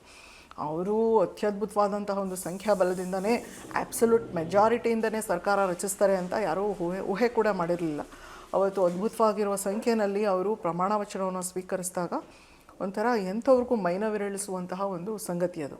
ಮತ್ತು ಮೊದಲನೇ ಸಾಲಲ್ಲಿ ಮಠಾಧೀಶರನ್ನೆಲ್ಲ ದೇಶದ ವಿವಿಧ ಭಾಗಗಳಿಂದ ಕರೆಸಿದಂತಹ ಮಠಾಧೀಶರನ್ನ ಕೂರಿಸಿ ಅವರು ಪ್ರಮಾಣ ವಚನ ಸ್ವೀಕರಿಸ್ತಾರೆ. ಅದು ತುಂಬ ಒಂಥರ ನನಗೆ ಪ್ರೋತ್ಸಾಹಕದಾಯಕವಾಗಿತ್ತು. ನಾನು ಅವಾಗೇನು ರಾಜಕಾರಣದಲ್ಲಿ ಇರಲಿಲ್ಲ, ಅಧಿಕಾರಿಯಾಗಿದ್ದಾಗಲೂ ಕೂಡ ಮೋದಿಯವ್ರನ್ನ ಪಕ್ಷಾತೀತವಾಗಿ ನಾನು ಇಷ್ಟಪಡ್ತಿದ್ದೆ ಒಬ್ಬ ವ್ಯಕ್ತಿಯಾಗಿ. ಮತ್ತು ಆ ವ್ಯಕ್ತಿಯೆಲ್ಲ ಒಳಗಡೆ ಇರುವಂತಹ ಸಮಾಜ ಪರತೆ ಮತ್ತು ಒಂದು ಆಳವಾದಂತಹ ರಾಷ್ಟ್ರಪ್ರೇಮ, ಅದು ನನಗೆ ತುಂಬ ಇಷ್ಟ ಆಯಿತು. ಸೊ ಆಗಿಂದನೂ ನಾನು ಅವ್ರನ್ನ ಫಾಲೋ ಮಾಡ್ತಾಯಿದ್ದೆ. ಅವರು ಬಂದಾಗಿಂದ ಒಂಥರ ಏನೋ ಸೀಸ್ಮಿಕ್ ಚೇಂಜಸ್ ಆಗ್ಲಿಕ್ಕೆ ಶುರುವಾಯಿತು. ಆ tectonic shift in the Indian political landscape, ಆ ಇಂಡಿಯನ್ ಪೊಲಿಟಿಕಲ್ ಲ್ಯಾಂಡ್ಸ್ಕೇಪೇ ಒಂಥರ ಬದಲಾಗಕ್ಕೆ ಶುರುವಾಯಿತು. Not necessarily in the domestic soil, even in the global ಅರೀನಾ ಎಲ್ಲರೂ ಅದನ್ನು ನೋಡೋಕ್ಕೆ ಶುರು ಮಾಡಿದ್ರು. ಏನೋ ಒಂಥರ ಆಮೂಲಾಗ್ರ ಬದಲಾವಣೆಗಳಾಗ್ತಾಯಿತ್ತು. ಅದಕ್ಕಿಂತ ಮುಂಚೆ ಏನೋ ಆಗಲಿಲ್ವಾ, ದೇಶ ಮುಂದುವರಿಲಿಲ್ವಾ ಅಂದರೆ ಮುಂದುವರಿತಾಯಿತ್ತು. ಆದರೆ ಅವರು ಬಂದ ಮೇಲೆ ಆ ಒಂದು ಕಾಲಮಾನಕ್ಕೆ ಆ ಭಾರತದಲ್ಲಿದ್ದಂತಹ ಒಂದು ಆರ್ಥಿಕ ಸ್ಥಾನಮಾನ ಮತ್ತು ಭಾರತೀಯ ಡೆಮೋಗ್ರಫಿ, ಭಾರತೀಯ ಡೆಮೋಗ್ರಫಿಕ್ ಡಿವಿಡೆಂಡ್ ಮತ್ತು ಭಾರತದ ಒಂದು ಏನು ಹೇಳ್ತಾರೆ ಒಟ್ಟಾರೆ ಒಂದು ಸಮಷ್ಟಿಯ ಒಂದು ಬಲ ಏನಿತ್ತು ಅದನ್ನು ಚೆನ್ನಾಗಿ ತಿಳ್ಕೊಂಡಿರುವಂತಹ ಒಬ್ಬ ರಾಜಕಾರಣಿ ಅಂತ ಅನ್ನಿಸ್ತು. ಏನು ಬೇಕು ಈ ಒಂದು ಜನಮಾನಸದಲ್ಲಿ ನಿಲ್ಲೋ ಹಾಗೆ, ಈ ಒಂದು ಕಾಲಮಾನಕ್ಕೆ ತಕ್ಕ ಹಾಗೆ ಮಾಡರ್ನ್ ಇಂಡಿಯಾವನ್ನು ಹೇಗೆ ಕಟ್ಟಬಹುದು ಅಂತ ಅವರಲ್ಲಿ ತುಂಬ ಆಳವಾದಂತಹ ಒಂದು ಆಲೋಚನೆಗಳಿದ್ವು. ಅವ್ರು ನೋಡ್ತಾ ಬಂದಾಗ ಎಷ್ಟೊಂದು ಚೇಂಜಸ್ ಆಗ್ತಾಯಿತ್ತು. ಲೈಕ್ ಡಿಮಾನಿಟೈಸೇಷನ್ ಮಾಡಿದ್ದೇ ಆಗಿರಬಹುದು, GST ರಿಫಾರ್ಮ್ಸ್ ತಂದಿದ್ದೇ ಆಗಿರ್ಬೋದು, ಆರ್ಟಿಕಲ್ 370 ರದ್ದು ಮಾಡಿದ್ದೇ ಆಗಿರಬಹುದು. ಇದನ್ನೆಲ್ಲ ಮಾಡಲಿಕ್ಕೆ ಸಾಮಾನ್ಯ ಒಬ್ಬ ರಾಜಕಾರಣಿಯಿಂದನೋ ಅಥವಾ ಸಾಮಾನ್ಯ ಪ್ರಧಾನಿಯಿಂದ ಸಾಧ್ಯವೇ ಇಲ್ಲ. ಅದನ್ನು ಮಾಡೋಕ್ಕೆ ಎಕ್ಸ್ಟ್ರಾ ಆರ್ಡಿನರಿ ಕನ್ವಿಕ್ಷನ್ ಇರಬೇಕು, ರಾಜಕೀಯ ಇಚ್ಛಾಶಕ್ತಿ ಇರಬೇಕು, ಅದಮ್ಯವಾದಂತಹ ಇಚ್ಛಾಶಕ್ತಿ ಇರಬೇಕು, ದೇಶವನ್ನು ಮುನ್ನಡೆಸಬೇಕು ಅನ್ನುವಂತಹ ಅದಮ್ಯವಾದಂತಹ ಇಚ್ಛಾಶಕ್ತಿ. ಅವರನ್ನು ನಾನು ನೋಡಿದೆ. ಅವರನ್ನು ನೋಡಿದ ಮೇಲೆ ಎಷ್ಟೋ ಜನ ಅಧಿಕಾರಿಗಳು ಅವ್ರ ಪಕ್ಷವನ್ನು ಬೆಂಬಲಿಸ್ತಿರೋದು, ಅವ್ರ ಪಕ್ಷಕ್ಕೆ ಸೇರ್ತಾ ಇರೋದು ಒಂದು ಟ್ರೆಂಡು ದೇಶದಲ್ಲಿ ಶುರುವಾಯಿತು. ಸೊ ಆಗ ನನಗೆ ಅನ್ನಿಸ್ತು, ಮೋದಿಯವರ ಒಂದು ನೇತೃತ್ವದ BJP ಸರ್ಕಾರ ಇಡೀ ಪ್ರಪಂಚದಲ್ಲಿ ಅತಿ ದೊಡ್ಡ ರಾಜಕೀಯ ಪಕ್ಷ ಮತ್ತು ಅತಿ ಹೆಚ್ಚು ಕಾರ್ಯಕರ್ತರನ್ನು ಹೊಂದಿರುವಂತಹ ಪಕ್ಷ, ಆಂತರಿಕ ಪ್ರಜಾಪ್ರಭುತ್ವವನ್ನು ಹೊಂದಿರುವಂತಹ ಪಕ್ಷ. ಇಲ್ಲಿ ವಿದ್ಯಾವಂತರಿಗೆ, ನಿಜವಾದಂತಹ ಸಾಮಾಜಿಕ ಕಾಳಜಿ ಇರೋರಿಗೆ ಇಲ್ಲಿ ಒಂದು ವೇದಿಕೆ ಸಿಗತ್ತೆ, ಒಂದು ಭೂಮಿಕೆ ಸಿಗತ್ತೆ ಅಂತ ಒಂದು ಅನ್ನಿಸ್ತು ನನಗೆ, ಒಂದು ವಿಶ್ವಾಸ ಬಂತು. ಆಮೇಲೆ ನಾನು BJP ಪಕ್ಷವನ್ನು ಬೆಂಬಲಿಸಿದ್ದು. ನಾನೊಂದು ಫೋಟೋ ನೋಡಿದೆ ಮ್ಯಾಮ್ ನಿಮ್ಮ ಮೋದಿಯವ್ರ ಜೊತೆ. So how was that interaction? ಯಾವ ಥರ ಇತ್ತು ma'am first time Modi G ಅವ್ರನ್ನ ನೋಡಿ? ಅದು ಮಾತ್ರ ಜೀವಮಾನದ ಒಂದು ಏನು ಹೇಳ್ತಾರೆ, ಮನುಷ್ಯನ ಇಚ್ಛಾಶಕ್ತಿ ತುಂಬ ಪ್ರಬಲ ಆದಾಗ ಪಂಚಭೂತಗಳು ಕೂಡ ಸಹಾಯ ಮಾಡ್ತಾರೆ ಅಂತ ಅನಿಸ್ತಾರೆ. ನಾನು ಮೋದಿಯವ್ರನ್ನ ಮೀಟ್ ಮಾಡಬೇಕು ಅನ್ನೋ ಒಂದು ಇಚ್ಛಾಶಕ್ತಿ ಎಷ್ಟು ಇತ್ತು ಅಂತಂದರೆ, ಅಣ್ಣಾಮಲೈಯವ್ರನ್ನೂ ಕೂಡ ಹೋಗಿ ನಾನು ಮೀಟ್ ಮಾಡಿದ್ದೆ. ಅವ್ರನ್ನ ಮೀಟ್ ಮಾಡಬೇಕು, ಸಹಾಯ ಮಾಡಿ ಅಂತ. ಅಣ್ಣಾಮಲೈಯವರು ಮೋದಿಯವ್ರನ್ನ ಇರೋ ವಾಸ್ತವಿಕತೆಯನ್ನು ಹೇಳಿದ್ರು. ಒಬ್ಬರು ಪ್ರಧಾನಿಯವ್ರನ್ನ ಸುಮ್ಮನೆ ಹಾಗೆ ಹೋಗಿ ಒಂದು ಅಪಾಯಿಂಟ್ಮೆಂಟ್ ತೊಗೊಂಡು ಮೀಟ್ ಮಾಡೋದಕ್ಕಾಗಲ್ಲ ಸಾಮಾನ್ಯ ಜನರು. ಅವರು ದೇಶದ ಅವರು ಕೂಡ ಕಾರ್ಯಕರ್ತ ಅಂತಲೇ ಅವರು ಯೋಚನೆ ಮಾಡಿ ಕೆಲಸ ಮಾಡ್ತಿದ್ದಾರೆ. ನೀವು ನಿಷ್ಠೆಯಿಂದ ಕೆಲಸ ಮಾಡಿ, ನಿಮಗೊಂದಿನ ಅಪರ್ಚುನಿಟಿ ಸಿಗತ್ತೆ ಅಂತ ಹೇಳಿದರು. ಆದರೆ ಅವ್ರು ಹೇಳಿದ 1.5 ತಿಂಗಳ ಒಳಗಾಗಿ ಅವರನ್ನು ಖುದ್ದಾಗಿ ಅವ್ರ ಮನೆಗೆ ಹೋಗಿ ಅವ್ರ ಹತ್ರ 1 ಗಂಟೆ ಕೂತ್ಕೊಂಡು ಅದು ಭಾಷಾಂತರಿಸೋದಾಗಿರುತ್ತೆ, ಹಿಂದಿ ಮತ್ತು ಕನ್ನಡ ಟು ಹಿಂದಿ. ಅವರು ಕರ್ನಾಟಕದಲ್ಲಿರೋ 5 ಜನ ಬೂತ್ ಅಧ್ಯಕ್ಷರ ಜೊತೆ ಅವರು ಮಾತಾಡ್ತಾ ಇರ್ತಾರೆ. ಸೊ ಅದನ್ನು ಅವರು ಹಿಂದಿಯಿಂದ ಕನ್ನಡದಿಂದ ಹಿಂದಿ ಮಾಡುವಂಥ ಒಂದು ಕೆಲಸ ಸಿಕ್ತು. ಅವಾಗ 1 ಗಂಟೆ ಅವ್ರ ಜೊತೆಯಲ್ಲಿ ತುಂಬ ಕ್ಲೋಸ್ ಪ್ರಾಕ್ಸಿಮಿಟಿಯಲ್ಲಿ ಕೂತ್ಕೊಂಡು ಕೆಲಸ ಮಾಡೋ ಅವಕಾಶ ಸಿಕ್ತು. ಆಗ ಅವ್ರಿಗೆ ನಾನು ಹೇಳಿದಂತಹ ಮೊದಲನೇ ಮಾತೇನಪ್ಪ ಅಂತಂದರೆ, ನಿಮ್ಮನ್ನು ಇಷ್ಟು ಕ್ಲೋಸ್ ಪ್ರಾಕ್ಸಿಮಿಟಿಯಲ್ಲಿ ನೋಡಲಿಕ್ಕೆ ನಾನು ತುಂಬ ಅದೃಷ್ಟ ಮಾಡಿದೆ. I am so overwhelmed to see you in this proximity ಅಂತ.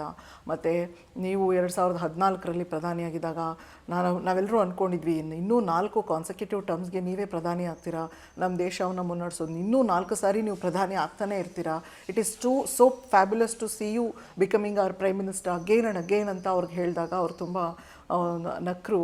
ಅದು ಒಂಥರ ಜೀವಮಾನದ ಒಂದು ಅವಿಸ್ಮರಣೀಯ ಘಟನೆ ಅಂತ ಹೇಳ್ಬೋದು. ಯಾಕಂದರೆ ಒಬ್ಬರು ಪ್ರಧಾನಿಗಳು ಅವ್ರಿಗೆ ಆದಂತಹ ಶೆಡ್ಯೂಲ್ ಇರುತ್ತೆ, ಅವ್ರದ್ದೇ ಆದಂತಹ ಪ್ರೋಟೋಕಾಲ್ಸ್ ಇರುತ್ತೆ. ಅದರ ನಡುವೆನೂ ಕೂಡ ನನ್ನನ್ನು ಮಾತಾಡಿಸಿ ನಾನು ಇಂಟ್ರ್ಯಾಕ್ಟ್ ಮಾಡಿ ಕಳಿಸಿದ್ರು. ಅದು ಅವಿಸ್ಮರಣೀಯ ಸಮಯ ಅದು. ಮ್ಯಾಮ್, ಈಗ ಯಾವುದೇ ಒಂದು ಇವಾಗ ಅಣ್ಣಾಮಲೈ ಸರ್ ನೋಡ್ಬೋದು, ಸರು ಲೈಕ್ IPS ಆಫೀಸರ್ ಆಗಿ ಅವರು ಕ್ವಿಟ್ ಮಾಡಿದರು. ಸೊ BJP ಪಕ್ಷ ಏನಿದೆ ಮ್ಯಾಮ್, ಒಂದು ಪ್ಲ್ಯಾಟ್ಫಾರ್ಮ್ ಕೊಡುತ್ತಾ ಈ ಥರ ನ್ಯೂ ಆಫೀಸರ್ಸ್ಗೆ, ಯಾರು ಒಂದು ಸಿವಿಲ್ ಸರ್ವಿಸ್ ಬಿಟ್ಟು ಅವ್ರ ಪೊಲಿಟಿಕಲ್ ಗ್ರೂಪ್ಗೆ ಸೇರಿದಾಗ ಸೊ ಅವ್ರಿಗೇನು ಒಂದು ಅವಕಾಶ ಕೊಡುತ್ತಾ ಮ್ಯಾಮ್ BJP ಪಕ್ಷ? ಖಂಡಿತವಾಗಿಯೂ. ಅಲ್ಲಿ ನಾನು ಹೇಳಿದೆ ಅಲ್ವಾ, ಈಗ ಮೋದಿಯವರು ಹೇಗೆ ಅಂತಂದರೆ, ಅವರು ಯುವಕರ ಮೇಲೆ ತುಂಬ ನಂಬಿಕೆ ಇಟ್ಟಿದ್ದಾರೆ. ಇಡೀ ದೇಶದ ಜನನ ಅವರು 4 ಥರದಲ್ಲಿ ವಿಂಗಡಣೆ ಮಾಡಿದ್ದಾರೆ. ಅದು ನಿಮಗೂ ಗೊತ್ತಿರ್ಬೋದು. ಯುವಕರು, ಮಹಿಳೆಯರು, ರೈತರು, ಬಡವರು ಅಂತ 4 ಮಾಡಿದ್ದಾರೆ. ಅದರಲ್ಲಿ ಯುವಕರು, ಯಾಕವರು ಯುವಕರ ಬಗ್ಗೆನೇ ಅಷ್ಟೊಂದು ಎಂಫಸೈಸ್ ಮಾಡ್ತಾರೆ, ಒತ್ತು ಕೊಡ್ತಾರೆ ಅಂತಂದರೆ, ನಮ್ಮ ದೇಶ ಯುವ ರಾಷ್ಟ್ರ. ತುಂಬ ನಮ್ಮ ದೇಶದ ಒಂದು 69% ಜನ ಯುವಕರದು ನಮ್ಮ ದೇಶದ ಭವಿಷ್ಯ. ಅವ್ರಿಗೆ ಕೌಶಲ್ಯಗಳನ್ನ ಕೊಡೋದ್ರ ಮುಖಾಂತರ, ಒಕೇಶ್ನಲ್ ಸ್ಕಿಲ್ಸ್ ಅಂತ ಏನು ಹೇಳ್ತೀವಿ, ಅದನ್ನು ಅಗತ್ಯವಾಗಿರೋ ಒಂದು ಕೌಶಲ್ಯಗಳನ್ನ ಅವ್ರಿಗೆ ನೀಡೋದ್ರ ಮುಖಾಂತರ ಅವ್ರು ನಮ್ಮ ದೇಶದ ಆಸ್ತಿಯನ್ನಾಗಿ ಮಾಡ್ಕೋಬಹುದು. ನಮ್ಮ ಇಂಡಿಯನ್ ಡೆಮೋಗ್ರಫಿ ಏನಿದೆ, ಇಂಡಿಯನ್ ಪಾಪ್ಯುಲೇಷನ್ ಏನಿದೆ, 1.4 ಬಿಲಿಯನ್ ಪಾಪ್ಯುಲೇಷನ್ ಏನಿದೆ, ನಮ್ಮ ದೇಶದ ಆಸ್ತಿ ಅದು. ಅದನ್ನು ಆಸ್ತಿಯಾಗಿ ನೋಡ್ತಾರೆ ಮೋದಿಯವರು. ಹಾಗೆಯೇ ಯುವಕರು, ಅವರು ಯಾರಿಗೆ ತುಂಬ ಕಾಳಜಿ ಇದೆ, ಸಮಾಜದ ಬಗ್ಗೆ ವಿಶೇಷವಾದಂತಹ ಒಂದು ಅನುಕಂಪ ಇದೆ, ಏನಾದರೂ ಒಂದು ಬದಲಾವಣೆಯನ್ನು ತರಬೇಕು ಅನ್ನೋಂತಹ ಒಂದು ತವಕ ಇದೆ, ಅಂಥವರು ಖಂಡಿತವಾಗಿಯೂ ಮೋದಿಯವ್ರ ಕಣ್ಣಿಗೆ ಬೀಳ್ತಾರೆ. ಮೋದಿಯವರು ಹೇಗೆ ಒಂದು ಇಕೋಸಿಸ್ಟಮ್ನ, BJP ಇಕೋಸಿಸ್ಟಮ್ನ ಬಿಲ್ಡ್ ಮಾಡಿದ್ದಾರೆ ಅಂದರೆ, ಇಲ್ಲಿ ಸುಮ್ಮನೆ ಏನೋ ದುಡ್ಡಿಂದನೋ ಅಥವಾ ತೋಳ್ಬಲದಿಂದನೋ ಅಥವಾ ನಿಮ್ಮದು ಡೈನಾಸ್ಟಿಯಿಂದನೋ ನೀವು ರಾಜಕಾರಣ ಮಾಡೋಕ್ಕಾಗಲ್ಲ. ನೀವು ನೋಡ್ತಾ ಇದ್ರೆ ಎಲ್ಲ ಟ್ರೆಂಡ್ಗಳು ಎಲ್ಲ ರಾಜ್ಯಗಳಲ್ಲಿ ಹೇಗೆ ಈಗ ಡೈನಾಸ್ಟಿಕ್ ಪೊಲಿಟಿಕ್ಸ್ ಕೊಲ್ಯಾಪ್ಸ್ ಆಗ್ತಿದೆ, ಹಿಂಗೆ BJP ಪಾರುಪತ್ಯವನ್ನು ನಿರ್ಮಾಣ ಮಾಡ್ತಾ ಇದೆ. ನಿರ್ಮಾಣ ಮಾಡ್ತಿರೋದು ನಾಟ್ ಥ್ರೂ ದ ಕೋಹರ್ಷನ್. ಅವರು ನಂಬಿಕೆನ ಹುಟ್ಟುಹಾಕಿದ್ದಾರೆ. ದೇಶದ ಜನ ಅವ್ರನ್ನ ನಂಬ್ತಾರೆ. ಮೂರು ಟರ್ಮ್ಸ್ ಆದ್ರೂ ಕೂಡ 10-15 ವರ್ಷಗಳಾದರೂ ಕೂಡ ಮೋದಿಯವ್ರ ಬಗ್ಗೆನೇ ಪ್ರಚಂಡವಾಗಿ ನಂಬಿಕೆ ಇಟ್ಕೊಂಡಿದ್ದಾರೆ. ಸೊ ಅದೇ ಥರ ಅವರು ಕೂಡ ಆ ನಂಬಿಕೆಗೆ ಮೋಸ ಆಗದೆ ಇರೋ ಥರ, ಚ್ಯುತಿ ಬರದೇ ಇರೋ ಥರ ಈ ದೇಶದ ಯುವಕರಿಗೆ ಒಂದು ಭವಿಷ್ಯ ನಿರ್ಮಾಣ ಮಾಡಬೇಕು ಅಂತ ಕನಸನ್ನು ಹೊತ್ತಿದ್ದಾರೆ. ಆ ಒಂದು ನಿಟ್ಟಲ್ಲಿ ಅಧಿಕಾರಿಗಳು ಯಾರ್ಯಾರು ಅವರ ಸೇವೆಯನ್ನು ತ್ಯಾಗ ಮಾಡಿ, ಇದೊಂದು ದೊಡ್ಡ ತ್ಯಾಗ. ಯಾಕಂತಂದರೆ civil services, any government job is a security, life time security. ನೀವು ಅದನ್ನು ತ್ಯಜಿಸ್ತಿದ್ದೀರಾ ಫಾರ್ ಅ ಗ್ರೇಟರ್ ಕಾಸ್ ಅಂತ ಅಂದಾಗ ಅಲ್ಲಿ ನಿಮ್ಮ ತ್ಯಾಗ ಇರುತ್ತೆ. It's not very easy. ಯಾಕಂದರೆ ಅದಾದಮೇಲೆ ನೀವು ತ್ಯಜಿಸಿದ ಮೇಲೆ ಹೂವಿನ ಹಾಸಿಗೆ ಹಾಸ್ಬಿಟ್ಟು ಬನ್ನಿ ಇದೊಂದು ಅಧಿಕಾರ ಇದೆ ತೊಗೊಳ್ಳಿ ಅಂತ ಹೇಳಲ್ಲ. ನೀವು ಹೇಳ್ದಂಗೆ ಇಲ್ಲಿ ತುಂಬ ಹಾವು ಹೇಣಿ ಆಟನೇ, ತುಂಬ ಅನ್ಸರ್ಟೈನ್. ಈ ಒಂದು ಡಿಫಿಕಲ್ಟ್ ಟೆರೈನಲ್ಲಿ ನೀವು ನ್ಯಾವಿಗೇಟ್ ಮಾಡಬೇಕಂತಂದರೆ ತುಂಬ ಕಷ್ಟಗಳಿರುತ್ತೆ, ತುಂಬ ಮಾನಸಿಕತೆ ಬೇಕಾಗುತ್ತೆ, ತುಂಬ ಮೆಂಟಲ್ ರೆಸಿಲಿಯನ್ಸ್ ಬೇಕು, ಅಜೈಲಿಟಿ ಬೇಕು. ಸೊ ಅದೆಲ್ಲ ಇರೋರು ಖಂಡಿತವಾಗಿಯೂ ಒಂದು ಮಟ್ಟಕ್ಕೆ ರೀಚ್ ಆಗೇ ಆಗ್ತದೆ. ಅದರಲ್ಲಿ ಅಣ್ಣಾಮಲೈಯವರೇ ಆಗಿರ್ಬೋದು, ಇನ್ನಿತರ ಯಾರೋ ಅಧಿಕಾರಿಗಳೇ ಆಗಿರ್ಬೋದು. ನೀವು ನೋಡಿ ತುಂಬ ಜನ ಕ್ಯಾಬಿನೆಟ್ ಮಿನಿಸ್ಟರ್ಸು ಸಿವಿಲ್ ಸರ್ವೆಂಟ್ಸೇ ಆಗಿದ್ದಾರೆ. ಅವರು ಕಣ್ಣಿಗೆ ಬಿದ್ದಿರೋ ತುಂಬ ಉತ್ಕೃಷ್ಟ ಸಿವಿಲ್ ಸರ್ವೆಂಟ್ ಅಂತ, ಅಧಿಕಾರಿ ಅಂತ ಯಾರು ಅನ್ಸಿರ್ತಾರೆ ಅವರನ್ನು ಒಂದು ಆಯಕಟ್ಟದ ಜಾಗಕ್ಕೆ ಸೇರಿಸಿರ್ತಾರೆ. ನಮ್ಮ ದೇಶದ ಪ್ರಗತಿ ಆಗಬೇಕು. ಈಗ Indian foreign policy, Indian foreign minister Shri Jaishankar ಅವರು ಇಂಡಿಯನ್ ಫಾರಿನ್ ಸರ್ವಿಸ್ ಆಫೀಸರ್. ಅವರು ಚೈನಾದಲ್ಲಿ ಅಂಬಾಸಡರ್ ಆಗಿ ತುಂಬ ಒಳ್ಳೆ ಕೆಲಸ ಮಾಡಿದರು. ಆ ಟೈಮಲ್ಲಿ ಮೋದಿಯವ್ರಿಗೂ ಗೊತ್ತಿತ್ತು. ಸೊ ಅವ್ರನ್ನ ನಮ್ಮ ದೇಶದ ವಿದೇಶಾಂಗ ಸಚಿವರನ್ನಾಗಿ ಮಾಡಿದರು. ನೀವು ನೋಡಿದ್ದೀರಾ ವಿದೇಶಾಂಗ ನೀತಿ ಹೇಗೆ ಆಮೂಲಾಗ್ರವಾಗಿ ಬದಲಾವಣೆ ಆಯಿತು. ನಮ್ಮ ವಿದೇಶಾಂಗ ನೀತಿ ಹೇಗೆ ಒಂದು ದೊಡ್ಡ ಮಟ್ಟದಲ್ಲಿ ಒಂದು ಲೈಕ್ ನಮ್ಮದು ಮಲ್ಟಿ ಅಲೈನ್ಮೆಂಟ್ ಸ್ಟ್ರಾಟಜಿಯಿಂದ ನಮ್ಮದು ನಾನ್ ಅಲೈನ್ಮೆಂಟ್ ಸ್ಟ್ರಾಟಜಿಯಿಂದ ಹೇಗೆ ನಾವು ಮಲ್ಟಿ ಅಲೈನ್ಮೆಂಟ್ ಸ್ಟ್ರಾಟಜಿನ ತೊಗೊಂಡ್ಬಂದ್ವಿ, ನಮ್ಮ ದೇಶನ ಜಾಗತಿಕ ಒಂದು ಮಟ್ಟದಲ್ಲಿ ಹೇಗೆ ನೋಡೋಕ್ಕೆ ಶುರು ಮಾಡಿದ್ರು. ಮತ್ತು ನಮ್ಮ ದೇಶದ ಒಂದು ವಿದೇಶಾಂಗ ನೀತಿ ಇದೆಯಲ್ಲ, ಆ ಪ್ರಚಂಡ ವಿದೇಶಾಂಗ ನೀತಿ ಹೇಗಿದೆ ಅಂತಂದರೆ ನಮ್ಮ ದೇಶದ ಜಗತ್ತಿನ ಯಾವ ರಾಷ್ಟ್ರಗಳಿಗೂ ನಾವು ತಲೆ ತಗ್ಸಲ್ಲ, ಜಗತ್ತಿನ ಯಾವ ದುರ್ಬಲ ರಾಷ್ಟ್ರವನ್ನು ನಾವು ಕೈ ಬಿಡಲ್ಲ, ಜಗತ್ತಿನ ಯಾವ ಪ್ರಬಲ ರಾಷ್ಟ್ರದ ಮುಂದೆನೂ ನಾವು ತಲೆ ತಗ್ಸಲ್ಲ. ಸೊ ಆ ಥರ ಇದೆ ನಮ್ಮ ವಿದೇಶಾಂಗ ನೀತಿ. ಅಂದರೆ ನಮ್ಮ ವಿದೇಶಾಂಗ ನೀತಿಯನ್ನು ಬದಲಾವಣೆ ಅಂದರೆ ಅದೊಂದು ಎಕ್ಸಾಂಪಲ್ ಅಷ್ಟೇ. ಆ ಥರ ತುಂಬ ಜನ ಅಧಿಕಾರಿಗಳು ಏನು ನಿಜವಾಗ್ಲೂ ಕೆಲಸ ಮಾಡಬಲ್ಲರು, ಸಮಾಜಕ್ಕೆ ಅವರು ಆಸ್ತಿ ಆಗಬಲ್ಲರು, ಆಸ್ತಿ ಮಾಡಲಿಕ್ಕೆ ಬರೋವಂತಹ ಮನಸ್ಥಿತಿ ಇರೋರಲ್ಲ ಅಂತ ಅನಿಸಿದರೆ ಅವ್ರಿಗೆ ಒಳ್ಳೆಯ ಒಂದು ಭವಿಷ್ಯ ಇದೆ. ಆ ಒಂದು ನಿಟ್ಟಲ್ಲಿ ನನಗೂ ತುಂಬ ಭರವಸೆ ಇದೆ. BJP ಪಕ್ಷದಲ್ಲಿ ನಿಷ್ಠೆಗೆ, ಕಾರ್ಯಕ್ಷಮತೆಗೆ ಮತ್ತು ನಿಯತಿಗೆ ತುಂಬ ಬೆಲೆ ಕೊಡ್ತಾರೆ. ಅವ್ರಿಗೆ ಬೇಕಾಗಿರೋದು ದೇಶ ಅಭಿವೃದ್ಧಿ ಆಗೋದು ಮತ್ತು ರಾಷ್ಟ್ರೀಯತೆ ಯಾರಿಗೆ ಒಂದು ಇರುತ್ತೆ, ಮತ್ತು ಆ ಸನಾತನ ಧರ್ಮದ ಬಗ್ಗೆ ಯಾರು ತಿಳ್ಕೊಂಡಿರ್ತಾರೆ. ನಮ್ಮ ಒಂದು BJP ಪಕ್ಷದ ಸಿದ್ಧಾಂತವೇ ಅದು. ಯಾರು ಆ ಪಕ್ಷದ ಸಿದ್ಧಾಂತಕ್ಕೆ ಒಳಗಾಗಿ ಅದನ್ನು ಚೆನ್ನಾಗಿ ಅರ್ಥಕೊಂಡು ಮನನ ಮಾಡಿಕೊಂಡು ಅದರ ಒಂದು ನಿಟ್ಟಲ್ಲೇ ಆ ಒಂದು ಸಿದ್ಧಾಂತದ ಚೌಕಟ್ಟಿನಲ್ಲೇ ಕೆಲಸ ಮಾಡ್ತಾರೆ, ಅಭಿವೃದ್ಧಿ ಕಡೆ ಮುಖ ಮಾಡಿದ್ದಾರೆ ಅಂದರೆ ಅವ್ರಿಗೆ ಒಳ್ಳೆ ಭವಿಷ್ಯ ಇದೆ. ಇವಾಗ ನೀವು 3 ಸೆಗ್ಮೆಂಟಿಂದ ಆಚೆ ಬಂದರೆ, ಮೆಡಿಕಲ್ ಆಗಲಿ, ಸಿವಿಲ್ ಸರ್ವಿಸ್ ಆಗಲಿ, ನಾವು you are into politics. So ನೀವು ಡೆಡಿಕೇಶನ್ ಯಾವ ಥರ ಮೇಂಟೈನ್ ಮಾಡ್ತೀರಾ ಮ್ಯಾಮ್? ಈಗ ಏನೇ ಒಂದು ಕೆಲಸ ಮಾಡಬೇಕು ಅಂದರೆ ಫಸ್ಟ್ ಆಫ್ ಆಲ್ ಇಚ್ಛಾಶಕ್ತಿ ಇರಬೇಕು, ವಿಲ್ ಪವರ್ ಇರಬೇಕು. ಸೊ ವಿಲ್ ಪವರ್ ಇದ್ದಾಗ ಏನೇ ಅಡೆತಡೆಗಳು ಬಂದ್ರೂ, ಬೇರೆ ಏನೋ ಆಬ್ಸ್ಟಿಕಲ್ಸ್ ಬಂದ್ರೂ ನಾವು ಏನು ಮಾಡಬೇಕು ಅಂದ್ಕೊಂಡಿದ್ದೀವೋ ಅದನ್ನು ನಾವು ಮಾಡೇ ಮಾಡ್ತೀವಿ. ಫಸ್ಟ್ ಆಫ್ ಆಲ್ ಮನುಷ್ಯನ ಇಚ್ಛಾಶಕ್ತಿ ಎಲ್ಲದಕ್ಕಿಂತ ದೊಡ್ಡದು.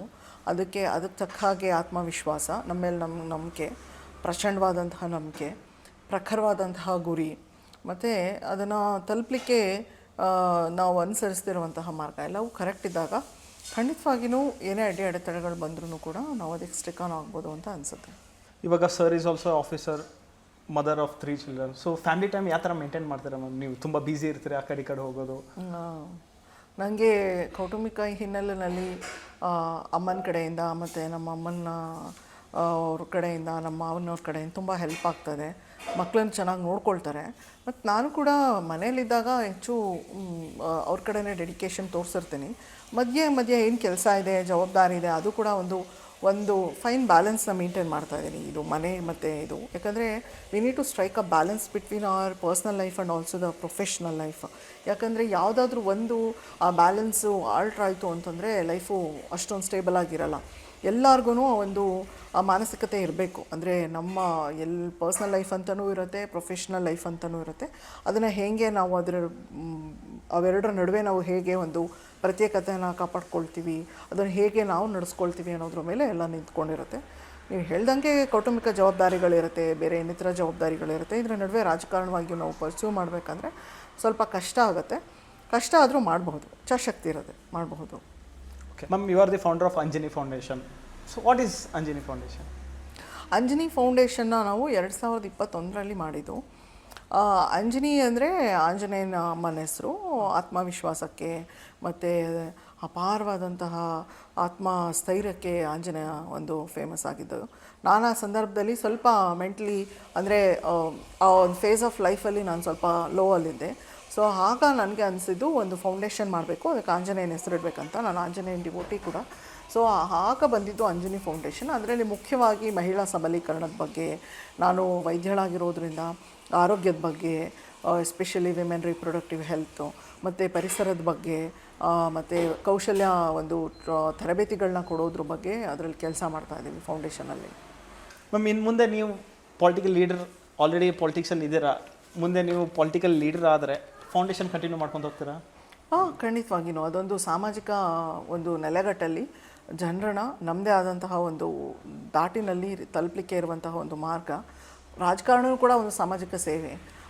ರಾಜಕಾರಣ ಒಂದು ಪರಿಧಿನಲ್ಲಾಗುತ್ತೆ, ಫೌಂಡೇಶನಲ್ ವರ್ಕ್ ಒಂದು ಪರಿಧಿನಲ್ಲಾಗುತ್ತೆ. ಸೊ ಅದರ ನಡುವೆ ಮಿಕ್ಸ್ ಮಾಡೋದ್ರ ಬದಲು ಅದನ್ನ ಆ ಥರದಲ್ಲೇ ಕೆಲಸ ಮಾಡ್ತಾಯಿದ್ರೆ ಒಂದು ಆತ್ಮ ಸಂತೃಪ್ತಿ ಅನ್ನೋದಿರುತ್ತೆ ಅಂತ ಅಂದ್ಕೊಂಡಿದ್ದೀನಿ. ಇವಾಗ ಮ್ಯಾಮ್, ಸೊಸೈಟಿಯಲ್ಲಿ ನೀವು ತುಂಬ ಕಷ್ಟ ನೋಡಿರ್ತೀರ, ತುಂಬ ಸೊಸೈಟಲ್ ವರ್ಕ್ ಕಂಪ್ಲೀಟ್ ಆಗಿರಲ್ಲ. ಸೊ ನೀವು ಮುಂದೆ ಲೀಡರ್ ಆಗ್ತೀರಾ, ಆದಮೇಲೆ what are the 5 changes you bring ma'am? 5 concept ನೀವು ಮೇನ್ಲಿ ಫೋಕಸ್ ಮಾಡ್ತೀರಾ? ನಾನು ಹಳ್ಳಿಗಾಡಲ್ಲೇ ಹುಟ್ಟಿದ್ದು ಬೆಳೆದಿದ್ದು ಮತ್ತು ಹಳ್ಳಿಗಾಡಿನ ಜನರ ಒಂದು ಜೀವನ, ಅವ್ರ ಬದುಕು ಭಾವನೆಗಳನ್ನ ತುಂಬ ಹತ್ತಿರದಿಂದ ನೋಡಿರೋದು. ಅದ್ರ ಬಗ್ಗೆ ತಿಳ್ಕೊಂಡು ಅದ್ರ ಬಗ್ಗೆ ಅರಿವಿದೆ ನನಗೆ. ಆದರೆ ನನಗೆ ನಮ್ಮ ತಂದೆ ತಾಯಿಗಳು ಒಳ್ಳೆ ಬಾಲ್ಯವನ್ನು ಕೊಟ್ಟರು. ಕಷ್ಟ ಇದ್ರೂ ಕೂಡ ನನಗೆ ಒಳ್ಳೆ ಬಾಲ್ಯವನ್ನು ಕೊಟ್ಟರು, ಒಳ್ಳೆ ವಿದ್ಯಾಭ್ಯಾಸವನ್ನು ಕೊಟ್ಟರು, ಒಳ್ಳೆ ಸಂಸ್ಕಾರಗಳನ್ನ ಕೊಟ್ಟರು, ಒಳ್ಳೆ ಬಟ್ಟೆ, ಒಳ್ಳೆ ಊಟ ಎಲ್ಲ ಕೊಟ್ಟರು. ಸೊ ನನಗೆ ಆ ಒಂದು ಅರಿವಿಲ್ಲ. ಆದರೆ ನಾನು ಅದನ್ನು ವಂಚಿತರಾದವ್ರನ್ನ, ನನ್ನ ಇತರ ಸ್ನೇಹಿತರನ್ನ ನಾನು ನೋಡಿದ್ದೀನಿ. ಅಲ್ಲಿ ಬೇಸಿಕಲಿ ಮುಖ್ಯವಾಗಿ ನನಗೆ ತುಂಬ ನಾವು ಕಾಪಾಡ್ಕೋಬೇಕಾಗಿರೋ ಒಂದು ವಿಚಾರ ಏನು ಅಂದರೆ ನೈರ್ಮಲ್ಯತೆ. ನಮ್ಮ ಒಂದು ಸ್ವಾಸ್ಥ್ಯತೆಯನ್ನು ಕಾಪಾಡ್ಕೋಬೇಕು ಅಂತಂದರೆ ನೈರ್ಮಲ್ಯತೆಯನ್ನು ಮೇಂಟೈನ್ ಮಾಡ್ಕೋಬೇಕು. ಅಂದರೆ ಪರಿಸರವನ್ನು, ನಾವಿರೋ ಪರಿಸರ, ನಮ್ಮ ಮನೆಯೇ ಆಗಿರ್ಬೋದು, ನಮ್ಮ ಮನೆ ಸುತ್ತಮುತ್ತ ನಾವು ಕ್ಲೀನ್ ಮಾಡ್ಕೋಬೋದು. ನಾವು ಇಡೀ ಊರನ್ನು ಕ್ಲೀನ್ ಮಾಡೋಕ್ಕಾಗಿಲ್ಲ ಅಂದರೂ ಅದನ್ನಾದರೂ ಮಾಡ್ಕೋಬೋದು. ಆ ಒಂದು ಅರಿವನ್ನು ನಮ್ಮ ಹಳ್ಳಿಗಾಡಿನ ಜನರಲ್ಲಿ ಬಿತ್ತಬೇಕು ಅಂತ. ಎರಡನೇದು, ಆರೋಗ್ಯದ ಕಡೆ ಗಮನ ಹರಿಸ್ಬೇಕು ಅವರು. ಯಾಕೆಂದರೆ ಇಂದಿನ ಸ್ವಾಸ್ಥ್ಯ ಮಕ್ಕಳೇ ಮುಂದಿನ ಸದೃಢ ಭಾರತದ ಪ್ರಜೆಗಳು. ಸೊ ಅದ್ರ ಕಡೆ ನಾವು ತುಂಬ ಗಮನ ಹರಿಸ್ಬೇಕು. ಮತ್ತು ವಿದ್ಯಾಭ್ಯಾಸ, ಎಜುಕೇಷನ್ ಅಂದರೆ ಒಂದು ಫ್ಯಾಮಿಲಿನ ಟ್ರಜೆಕ್ಟ್ರಿನೇ ಬದಲಾಯಿಸುವಂತಹ ಶಕ್ತಿ ವಿದ್ಯಾಭ್ಯಾಸಕ್ಕಿದೆ. ಒಂದು ಕುಟುಂಬದಲ್ಲಿ ಒಬ್ಬರು ವಿದ್ಯೆ ಕಲಿತ್ರೆ ಇಡೀ ಕುಟುಂಬದ ಫಾರ್ಚ್ಯೂನ್ನೇ ಚೇಂಜ್ ಆಗುವಂತಹ ಒಂದು ಶಕ್ತಿ, ಒಂದು ಅದಮ್ಯವಾದಂತಹ ಅಂದರೆ ಒಂದು ಶಕ್ತಿಯ ಒಂದು ವಿದ್ಯಾಭ್ಯಾಸಕ್ಕಿದೆ. ಆ ಒಂದು ನೆಲೆಗಟ್ಟಲು ಕೂಡ ವಿದ್ಯಾಭ್ಯಾಸಕ್ಕೂ ಜಾಸ್ತಿ ನಾನು ಎಂಫಸೈಸ್ ಮಾಡಬೇಕಂತ ಆಸೆ ಪಡ್ತೀನಿ. ಮತ್ತು ಉದ್ಯೋಗ ಸೃಷ್ಟಿಸೋದು. ಯಾವುದೇ ಒಂದು ಎಕನಾಮಿ, ಒಂದು ಆರ್ಥಿಕತೆ ನಡಿಬೇಕು ಅಂದರೆ ಉದ್ಯೋಗ ಇರಬೇಕು. ವಿಪುಲವಾದಂತಹ ಉದ್ಯೋಗಾವಕಾಶಗಳನ್ನ ಕೊಡೋದ್ರ ಮುಖಾಂತರ ಅವರಲ್ಲಿರುವಂತಹ ಒಂದು ಪ್ರತಿಭೆಯನ್ನು, ಅವರಲ್ಲಿರುವಂತಹ ಒಂದು ಅದಮ್ಯ ಶಕ್ತಿಯನ್ನು ಆಚೆ ತೆಗಿಬೋದು ಅಂತ ನಾನು ಅನಿಸ್ಕೊಳ್ತೀನಿ. ಎಲ್ಲದಕ್ಕಿಂತ ಹೆಚ್ಚಾಗಿ ದೇಶ ಪ್ರೇಮ. ಮೊದಲು ನಮಗೆ ಯಾರಿಗೆ ದೇಶ ಪ್ರೇಮ ಇರುತ್ತೋ ಅವ್ರು ಖಂಡಿತವಾಗಿಯೂ ಸಮಾಜಘಾತಕ ಕೃತ್ಯಗಳಲ್ಲೇ ಆಗಿರಬಹುದು, ಆ್ಯಂಟಿ ಸೋಷಿಯಲ್ ಆ್ಯಕ್ಟಿವಿಟೀಸೇ ಆಗಿರ್ಬೋದು, ಇನ್ವಾಲ್ವ್ ಆಗಲ್ಲ. ಯಾರಿಗೆ ಅಗಾಧವಾದಂತಹ ದೇಶ ಪ್ರೇಮ ಇರುತ್ತೋ, ಮೊದಲು ನಮ್ಮ ಹುಟ್ಟಿದ ಊರು ತಾಯಿ ಥರ ಅಂದ್ಕೋಬೇಕು. ನಾವು ಬೆಳೆದಂತಹ ಜಿಲ್ಲೆ, ನಮ್ಮ ರಾಜ್ಯ, ನಮ್ಮ ದೇಶ, ಹೀಗೆ ನಾವು ಎಲ್ಲದ್ರ ಬಗ್ಗೆನೂ ನಮಗೆ ಒಂದು ಅಭಿಮಾನ ಇತ್ತು ಅಂತಂದರೆ, ಆ ಒಂದು ಅಭಿಮಾನ ಬರೋ ಹಾಗೆ ಆ ಒಂದು ವಿದ್ಯಾಭ್ಯಾಸದ ಒಂದು ಇದರಲ್ಲೇ, ಅಂದರೆ ಏನು ಆ ಶಿಕ್ಷಣ ಏನಿದೆ ಅಲ್ವಾ, ಅಲ್ಲೇ ಮೈಗೂಡಿಸುವಂತಹ ಒಂದು ಪ್ರಯತ್ನಗಳನ್ನ ನಾವು ಮಾಡಬೇಕು. ಸೊ ಹಾಗಾದರೆ ನನ್ನ ಪ್ರಕಾರ ಒಂದು ದೇಶದ ಆಮೂಲಾಗ್ರ ಬೆಳವಣಿಗೆಗೆ ಮತ್ತು ಸರ್ವತೋಮುಖ ಬೆಳವಣಿಗೆಗೆ ನಮ್ಮ ದೇಶದ ಜನ ಪರೋಕ್ಷವಾಗಿ ಪ್ರತ್ಯಕ್ಷವಾಗಿ ಕಾರಣ ಆಗ್ತಾರೆ ಅಂತ ಅಂದ್ಕೊಂಡಿದ್ದೀನಿ. ಮ್ಯಾಮ್, ಈಗಿನ ಪಾಲಿಟಿಕ್ಸ್ ನೋಡಿ ನಿಮ್ಗೇನು ನಿಮ್ಮ ಥಾಟ್ಸ್ ಏನು? ನಮಗೆ ಸದ್ಯಕ್ಕೆ ಪಾಲಿಟಿಕ್ಸ್ ಯಾವ ಥರ ಇದೆ? ನಾವು ತೀರಾ ಒಂದು ನೆಗೆಟಿವ್ ಮೈಂಡ್ಸೆಟ್ಟಿಂದ, ಒಂದು ಮಯೋಪಿಕ್ ಮೈಂಡ್ಸೆಟ್ಟಿಂದ ನೋಡೋದ್ರ ಬದಲು ನಾವು ಏನು ಮಾಡಬೇಕು ಅಂತ ಯೋಚನೆ ಮಾಡಿದ್ರೆ ಒಳ್ಳೆಯದಾಗತ್ತೆ ಅಂತ ನಾನು ಅಂದ್ಕೊಳ್ತೀನಿ. ಯಾಕಂದರೆ ಪೊಲಿಟಿಕೋ ಅಡ್ಮಿನಿಸ್ಟ್ರೇಟಿವ್ ಸಿಸ್ಟಮ್ ಅನ್ನೋದು it is deep rooted and it is so much vast wide spread systemic malady ಅಂತ ಹೇಳ್ಬೋದು. ಅದರಲ್ಲಿ ಬರೋ ಕರಪ್ಷನ್ ಇರ್ಬೋದು, ರೆಡ್ ಟೇಪಿಸಮ್ ಇರ್ಬೋದು, ನೆಪೋಟಿಸಮ್ ಇರ್ಬೋದು, ಡೈನಾಸ್ಟಿಕ್ ಪೊಲಿಟಿಕ್ಸ್ ಇರಬಹುದು, ಎಲ್ಲದಕ್ಕಿಂತ ಹೆಚ್ಚಾಗಿ ಕರಪ್ಷನ್, ಭ್ರಷ್ಟಾಚಾರ. ಸೊ ಅದು ಹೋಗಬೇಕು ಅಂತ ಆ ಒಂದು ಇಕೋಸಿಸ್ಟಮ್ನ ಮೋದಿಯವರ ನೇತೃತ್ವದಲ್ಲಿ ಈ ದೇಶದಲ್ಲಿ ಬಿತ್ತುತ್ತಾ ಇದ್ದಾರೆ. ಅಂದರೆ ಒಂದು ಭ್ರಷ್ಟಾಚಾರ ಮುಖ್ಯ. ಈಗ ನೀವು ನೋಡಿರ್ಬೋದು ಕೇಂದ್ರದಲ್ಲಿ ಯಾವುದೇ ಥರ ಒಂದೇ ಒಂದು ಸ್ಕ್ಯಾಮ್ ಆಗದೆ ಇರೋ ಹಾಗೆ ಎಲ್ಲವನ್ನು ಪ್ರೈಮ್ ಮಿನಿಸ್ಟರ್ ಆಫೀಸ್ ಹೇಗೆ ನಿಯಂತ್ರಣದಲ್ಲಿ ಇಟ್ಕೊಂಡಿದೆ, ಪ್ರತಿಯೊಂದ್ರ ಮೇಲೂ ನಿಗಾ ವಹಿಸ್ತಾ ಇದೆ. ಸೊ ಆ ಒಂದು ಇಕೋಸಿಸ್ಟಮ್ ಚೇಂಜ್ ಆಗ್ತಾ ಇದೆ. ಅದು ಓವರ್ನೈಟ್ ಚೇಂಜ್ ಆಗಿಲ್ಲ ಅಂದ್ರೂ ಅದು ಹಂತವಾಗಿ ಚೇಂಜ್ ಆಗುತ್ತೆ. ಆ ಚೇಂಜ್ ಆಗೋಕ್ಕೆ ನಾವು ಕಾಂಟ್ರಿಬ್ಯೂಟ್ ಮಾಡಬೇಕೇ ವಿನಃ ಅದನ್ನು ಕುತ್ಕೊಂಡು ಒಂದು ದೂರದಲ್ಲಿ ನಿಂತ್ಕೊಂಡು ಅದ್ರ ಬಗ್ಗೆ ನೆಗೆಟಿವ್ ಆಗಿ ಮಾತಾಡೋದ್ರಿಂದ ಆ ಪರಿಸ್ಥಿತಿ ಚೇಂಜ್ ಆಗೋಲ್ಲ ಅಂತ ನಾನು ಅಂದ್ಕೊಳ್ತೀನಿ. ಅದಕ್ಕೆ ನಾವು ಜಾಸ್ತಿ ರಾಷ್ಟ್ರಪ್ರೇಮ ಇರೋರು, ಸಾಮಾಜಿಕ ಕಳಕಳಿ ಇರೋರನ್ನ ಮತ್ತು ಆ ಥರದವ್ರನ್ನ ಗುರುತಿಸಿ ರಾಜಕಾರಣಕ್ಕೆ ತರಬೇಕು. ನಾವು ದೇಶವನ್ನು ಉದ್ಧಾರ ಮಾಡುವಂಥವ್ರು, ದೇಶದ ಬಗ್ಗೆ ಒಂದು ಒಳ್ಳೆಯ ಕನಸುಗಳನ್ನ ಕಟ್ಕೊಂಡಿರುವಂಥವ್ರು, ತಾವು ಹುಟ್ಟಿ ಬೆಳೆದಂತಹ ಪರಿಸರನ, ಸಮಾಜವನ್ನು ಸುಧಾರಿಸಬೇಕು ಅಂತ ಅಂದ್ಕೊಂಡಿರೋರು ರಾಜಕೀಯ ವ್ಯವಸ್ಥೆಗೆ ಬಂತು ಅಂತಂದರೆ ಈ ಒಂದು ವ್ಯವಸ್ಥೆಯು ಕೂಡ ಕಾಲಕ್ರಮೇಣ ನಶಿಸಿ ಹೋಗುತ್ತೆ. ಒಂದು ಒಳ್ಳೆ ಕಲ್ಚರ್ ಕೂಡ ನಿರ್ಮಾಣ ಆಗುತ್ತೆ ಅಂತ ನಾನು ಅನಿಸುತ್ತೆ. ಮ್ಯಾಮ್, ಇವಾಗ ಸದ್ಯಕ್ಕೆ new generation politicians, young generation politicians ಆಗಬೇಕು. So for politician how education is important. ಯಾಕೆ ತುಂಬ ನಾವು ಕ್ರಿಟಿಸಿಸಮ್ ಕೇಳಿ ನೋಡ್ತೀವಿ, ಅವರು ಎಜುಕೇಟೆಡೇ ಇಲ್ಲ, ಓದಿಲ್ಲ, ಅವ್ರು MLA ಆದರು, MP ಆದರು. So your thoughts on that? ಅಂದರೆ ಎಜುಕೇಟೆಡ್ ಆಗಿದ್ದರೆ ಒಂದು ಅರಿವಿರ್ಬೇಕು ಅವ್ರಿಗೆ, ಒಂದು ಆಡಳಿತ ಯಂತ್ರ ಹೆಂಗೆ ಕೆಲಸ ಮಾಡುತ್ತೆ, ಮತ್ತು ಯಾವ್ಯಾವ ಕಾರ್ಯಕ್ರಮ ಇದೆ, ಯಾವ್ಯಾವ ಕಾರ್ಯಕ್ರಮದಿಂದ ಜನರ ಜೀವನ ಹೇಗೆ ಬದಲಾವಣೆ ಆಗುತ್ತೆ, ನಾನು ಯಾಕೆ ಅದನ್ನು ಮಾಡಬೇಕು ಅನ್ನೋ ಒಂದು ಅರಿವಿರಬೇಕು. ಅಂದರೆ ಅವ್ರಿಗೆ ಒಂದು ಅಗಾಧವಾದಂಥ ಒಂದು ಇಚ್ಛಾಶಕ್ತಿ ಇರಬೇಕು. ಅಂದರೆ ಕೆಲಸ ಮಾಡೋಕ್ಕೆ ಆಗಿರ್ಬೋದು, ಒಂದು ಒಳ್ಳೆ ದಿಕ್ಕಲ್ಲಿ ಕೆಲಸ ಮಾಡೋಕ್ಕೆ ಆಗಿರ್ಬೋದು. ಎಷ್ಟೋ ಜನ ಅವಿದ್ಯಾವಂತರು ರಾಜಕಾರಣಿಗಳು ಒಳ್ಳೆ ಕೆಲಸನೇ ಮಾಡ್ತಿದ್ದಾರೆ. ಅಂದರೆ ವಿದ್ಯೆಯ ಜೊತೆಗೆ ಅವ್ರಿಗೆ ವಿವೇಕನೂ ಇರಬೇಕು, ವಿವೇಚನೆಯೂ ಇರಬೇಕು, ಮತ್ತು ಸಾಮಾಜಿಕ ಕಾಳಜಿ ಇರಬೇಕು. ವಿದ್ಯಾಭ್ಯಾಸ ಒಂದಿದ್ದರೆ ಸಾಲಲ್ಲ. ಇವೆಲ್ಲವೂ ಇತ್ತು ಅಂತಂದರೆ ಒಳ್ಳೆ ರಾಜಕಾರಣಿ ಆಗ್ಬೋದು ಅಂತ ನನಗನ್ಸುತ್ತೆ. ಆ್ಯಸ್ ಅ ಯಂಗ್ ಜನ್ರೇಷನ್, ನಾನು ಚಿಕ್ಕ ವಯಸ್ಸಲ್ಲೇ ನಾನು ಪಾಲಿಟಿಕ್ಸಲ್ಲಿ ಎಂಟ್ರ್ ಮಾಡಬೇಕಂದ್ರೆ ನನ್ನ ಹತ್ರ ಯಾವ ಕ್ವಾಲಿಟೀಸ್ ಇರಬೇಕು? ನಾಯಕತ್ವ ಗುಣಗಳು ಚಿಕ್ಕಂದಿಂದನೇ, ಹುಟ್ಟಿನಿಂದನೇ ಕೆಲವ್ರಿಗೆ ಬಂದಿರುತ್ತೆ, ಕೆಲವರು ಅಳವಡಿಸ್ಕೊಳ್ತಾರೆ ಜೀವನದಲ್ಲಿ ಅವ್ರ ನಂತರದ ಜೀವನದ ಕ್ಷಣಗಳಲ್ಲಿ. ಮುಖ್ಯವಾಗಿ ನನ್ನ ಪ್ರಕಾರ ಪ್ರಾಮಾಣಿಕತೆ ಇರಬೇಕು, ಸೇವೆ ಮಾಡಬೇಕು ಅನ್ನೋವಂತಹ ಒಂದು ಕಾರ್ಯತತ್ಪರತೆ ಇರಬೇಕು, ಕಾರ್ಯಕ್ಷಮತೆ ಇದ್ದರೆ ರಾಜಕಾರಣದಲ್ಲಿ ಬರಬಹುದು ಅಂತ ನನಗನ್ಸುತ್ತೆ. ಅಂದರೆ ಅಂಥವರಿಂದ ನಮ್ಮ ಭವಿಷ್ಯ, ಭಾರತ ದೇಶದ ಭವಿಷ್ಯ, ನಮ್ಮ ರಾಜ್ಯದ ಭವಿಷ್ಯ ಒಂದು ಚೆನ್ನಾಗಿರುತ್ತೆ ಅಂತ ನನಗನ್ಸುತ್ತೆ. ಮ್ಯಾಮ್, BJP ನಮ್ಮ ಕರ್ನಾಟಕದಲ್ಲಿ ಯಾವ ಸ್ಟೇಜಲ್ಲಿದೆ? ಒಂದು ಒಳ್ಳೆ ಕೆಲಸ ಮಾಡ್ತಿದೆಯಾ? ಹೊಸ ಜನ್ರೇಷನ್ ಲೈಕ್ ಅವಕಾಶ ಕೊಡ್ತಿದೆಯಾ? ಎಜುಕೇಷನಲ್ಲಿ ಇಂಪಾರ್ಟೆನ್ಸ್ ಕೊಡ್ತಿದೆಯಾ? ಜನ ಕಷ್ಟದಲ್ಲಿ ಇಂಪಾರ್ಟೆನ್ಸ್ ಕೊಡ್ತಿದೆಯಾ? ಸೊ ನಿಮ್ಮ ವ್ಯೂಸ್ ಮ್ಯಾಮ್ ಅದ್ರ ಮೇಲೆ?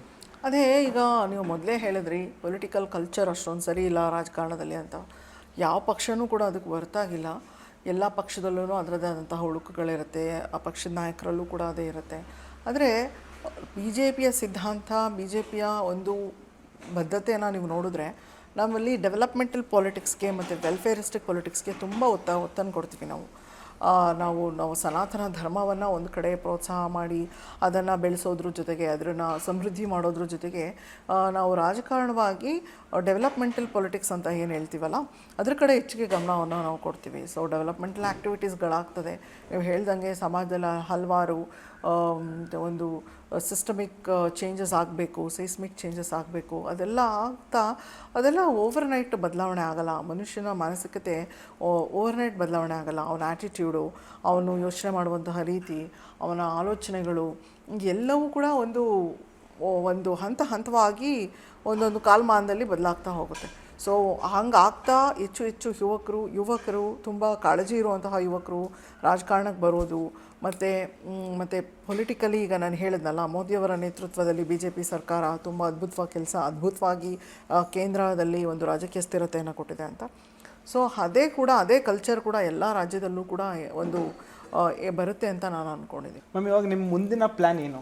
ನಾನು ಅಂಜನಿ ಫೌಂಡೇಶನಲ್ಲಿ ಕೆಲಸ ಮಾಡೋದು. ಈಗ ನಾನು ರಾಜ್ಯ BJP ಕಾರ್ಯದರ್ಶಿಯಾಗಿದ್ದೇನೆ.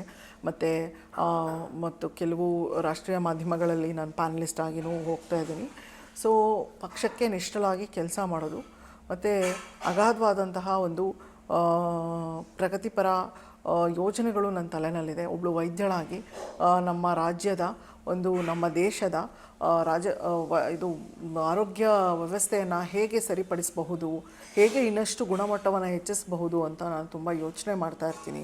ಸೊ ಆ ಒಂದು ದಿಕ್ಕಲ್ಲಿ ತುಂಬ ಮೇರು ವ್ಯಕ್ತಿತ್ವದ ವೈದ್ಯರು ಲೈಕ್ ಡಾಕ್ಟರ್ ದೇವಿ ಪ್ರಸಾದ್ ಶೆಟ್ಟಿ ಅವರೇ ಆಗಿರಬಹುದು, ವಿವೇಕ್ ಜವಳಿ ಅವರೇ ಆಗಿರ್ಬೋದು, ಹೀಗೆ ಹಲವಾರು ವೈದ್ಯರನ್ನ ನಾನು ಮೀಟ್ ಮಾಡಿದಾಗ ಇದನ್ನು ಮಾತಾಡಿದಾಗ ಕೆಲವೊಂದು ವಿಚಾರ ನನಗೆ ಗೊತ್ತಾಗ್ತಾ ಇದೆ. ನಮ್ಮ ಒಂದು ದೇಶದಲ್ಲಿ out of the pocket expenditure ತುಂಬ ಜಾಸ್ತಿ ಆಗ್ತಿದೆ. ಬಡವರು ತುಂಬ major portion of their savings ಅವರು ಹೆಲ್ತ್ ಮೇಲೆ ತುಂಬ ಇನ್ವೆಸ್ಟ್ ಮಾಡ್ತಾರೆ. ಸೊ ಅದರಿಂದ ಬಡತನಕ್ಕೆ ಜಾರ್ತಿದ್ದಾರೆ. ಸೊ ಹೀಗೆಲ್ಲ ಕಷ್ಟಗಳಿದ್ದಾಗ ನಾವು ಇನ್ಶೂರೆನ್ಸ್ ಪಾಲಿಸಿಯನ್ನು ಯೂನಿವರ್ಸಲ್ ಆಗಿ ಎಲ್ಲರಿಗೂ ಅನ್ವಯ ಆಗೋ ಹಾಗೆ, ತುಂಬ ಎಲ್ಲ ಹಂತದಲ್ಲೂ ಅನ್ವಯವಾಗೋ ಹಾಗೆ ಹೇಗೆ ನಾವು ಕಾರ್ಯಗತ ಮಾಡಬಹುದು ಅನ್ನೋ ಒಂದು ದಿಕ್ಕಲ್ಲಿ ನಾನು ಯೋಚನೆ ಮಾಡ್ತಾ ಇದ್ದೀನಿ ಈಗ. ಸೊ ಮುಂದಿನ ದಿನಗಳಲ್ಲಿ ನಾವು ನಿಮ್ಮ ಒಂದು ಒಳ್ಳೆ ಪೊಸಿಷನಲ್ಲಿ ನೋಡಬೇಕಂತ ತುಂಬ ಆಸೆ ಇದೆ ಮ್ಯಾಮ್. ಯಾಕಂದರೆ ನಮ್ಮ ಸ್ಪೆಷಲಿ ಸ್ಟೂಡೆಂಟ್ಸ್ ಕಡೆಯಿಂದ ರಿಕ್ವೆಸ್ಟು, ಸ್ಟೂಡೆಂಟ್ಸ್ಗೆ ಏನೇನಾಗುತ್ತೆ ನಿಮ್ಮ ಕಡೆಯಿಂದ ಅದು ಎಫರ್ಟ್ಸ್ ಬರಲಿ ma'am. So thank you so much ma'am for being a part of Kannadalogy. Thank you so much. Thank you so ma'am, much. Kannadalogy ಬಗ್ಗೆ ಒಂದು 2 ಮಾತು ನೀವು ಏನು ಹೇಳೋಕ್ಕೆ ಇಷ್ಟಪಡ್ತೀರಾ? ಸಮರ್ಥ್ ಬಂಡ್ಗಾರ್ ಅವರು ಕನ್ನಡಾಲಜಿ ಅನ್ನೋ ಒಂದು ಪಾಡ್ಕಾಸ್ಟ್ನ ಮಾಡ್ತಾ ಎಷ್ಟೋ ಜನ ಸಮಾಜದಲ್ಲಿ ಒಳ್ಳೊಳ್ಳೆ ಕೆಲಸ ಮಾಡಿರ್ತಾರೆ. But they are the unseen leaders are unsung leaders ಇರ್ತಾರೆ, ಅನ್ಸಂಗ್ ಹೀರೋಸ್ ಇರ್ತಾರೆ. ಅಂಥವ್ರನ್ನ ಗಮನಿಸಿ ಅವ್ರನ್ನ ಮನೆಗೆ ಹೋಗಿ ಅವ್ರ ಮನೆ ಬಾಗಿಲಿಗೆ ಹೋಗಿ ಪಾಡ್ಕಾಸ್ಟ್ ಮಾಡಿ ಅವರ ಗೊತ್ತಿಲ್ಲದ ಮುಖಗಳನ್ನ ಸಮಾಜದ ಮುಂದೆ ದಿಗ್ದರ್ಶನ ಮಾಡಿಸ್ತಿದ್ದಾರೆ. ಅವ್ರಿಗೆ ಒಳ್ಳೆಯದಾಗಲಿ. ಅವರ ವೃತ್ತಿಯಲ್ಲಿ ವಕೀಲರಾದರೂ ಪ್ರವೃತ್ತಿಯಲ್ಲಿ ಅವರು ಪ್ಯಾಷನ್ ಆಗಿಟ್ಕೊಂಡು ಈ ಪಾಡ್ಕಾಸ್ಟ್ನ ಮಾಡ್ತಿದ್ದಾರೆ. ನಾನು ಎಷ್ಟೊಂದು ಅದನ್ನು ನೋಡಿದ್ದೀನಿ. ಎಲ್ಲ ಗುಣಮಟ್ಟ ಚೆನ್ನಾಗಿದೆ. ಅಂದರೆ ಕೆಲವು ಪ್ರಶ್ನೆಗಳು ಸಮಾಜನ ಹೇಳಿಕೆ ಮಾಡಬೇಕು ಮತ್ತು ಆ ವ್ಯಕ್ತಿಯಲ್ಲಿರುವಂತಹ ಒಂದು ವಿಶೇಷವಾದಂತಹ ಪ್ರತಿಭೆಯನ್ನು ಸಮಾಜದ ಮುಂದೆ ಅನಾವರಣ ಮಾಡಬೇಕು ಅನ್ನೋ ಒಂದು ದಿಕ್ಕಲ್ಲಿ ಅವರು ಪಾಡ್ಕಾಸ್ಟ್ಗಳನ್ನ ಮಾಡ್ತಿದ್ದಾರೆ. ಸೊ ಅವ್ರಿಗೆ ಒಳ್ಳೆಯದಾಗಲಿ. I wish you all the best Kannadalogy and Samartha ಅವರೇ, ನಿಮ್ಗೆ ಒಳ್ಳೆಯದಾಗಲಿ. Thank you so much. Thank you so much.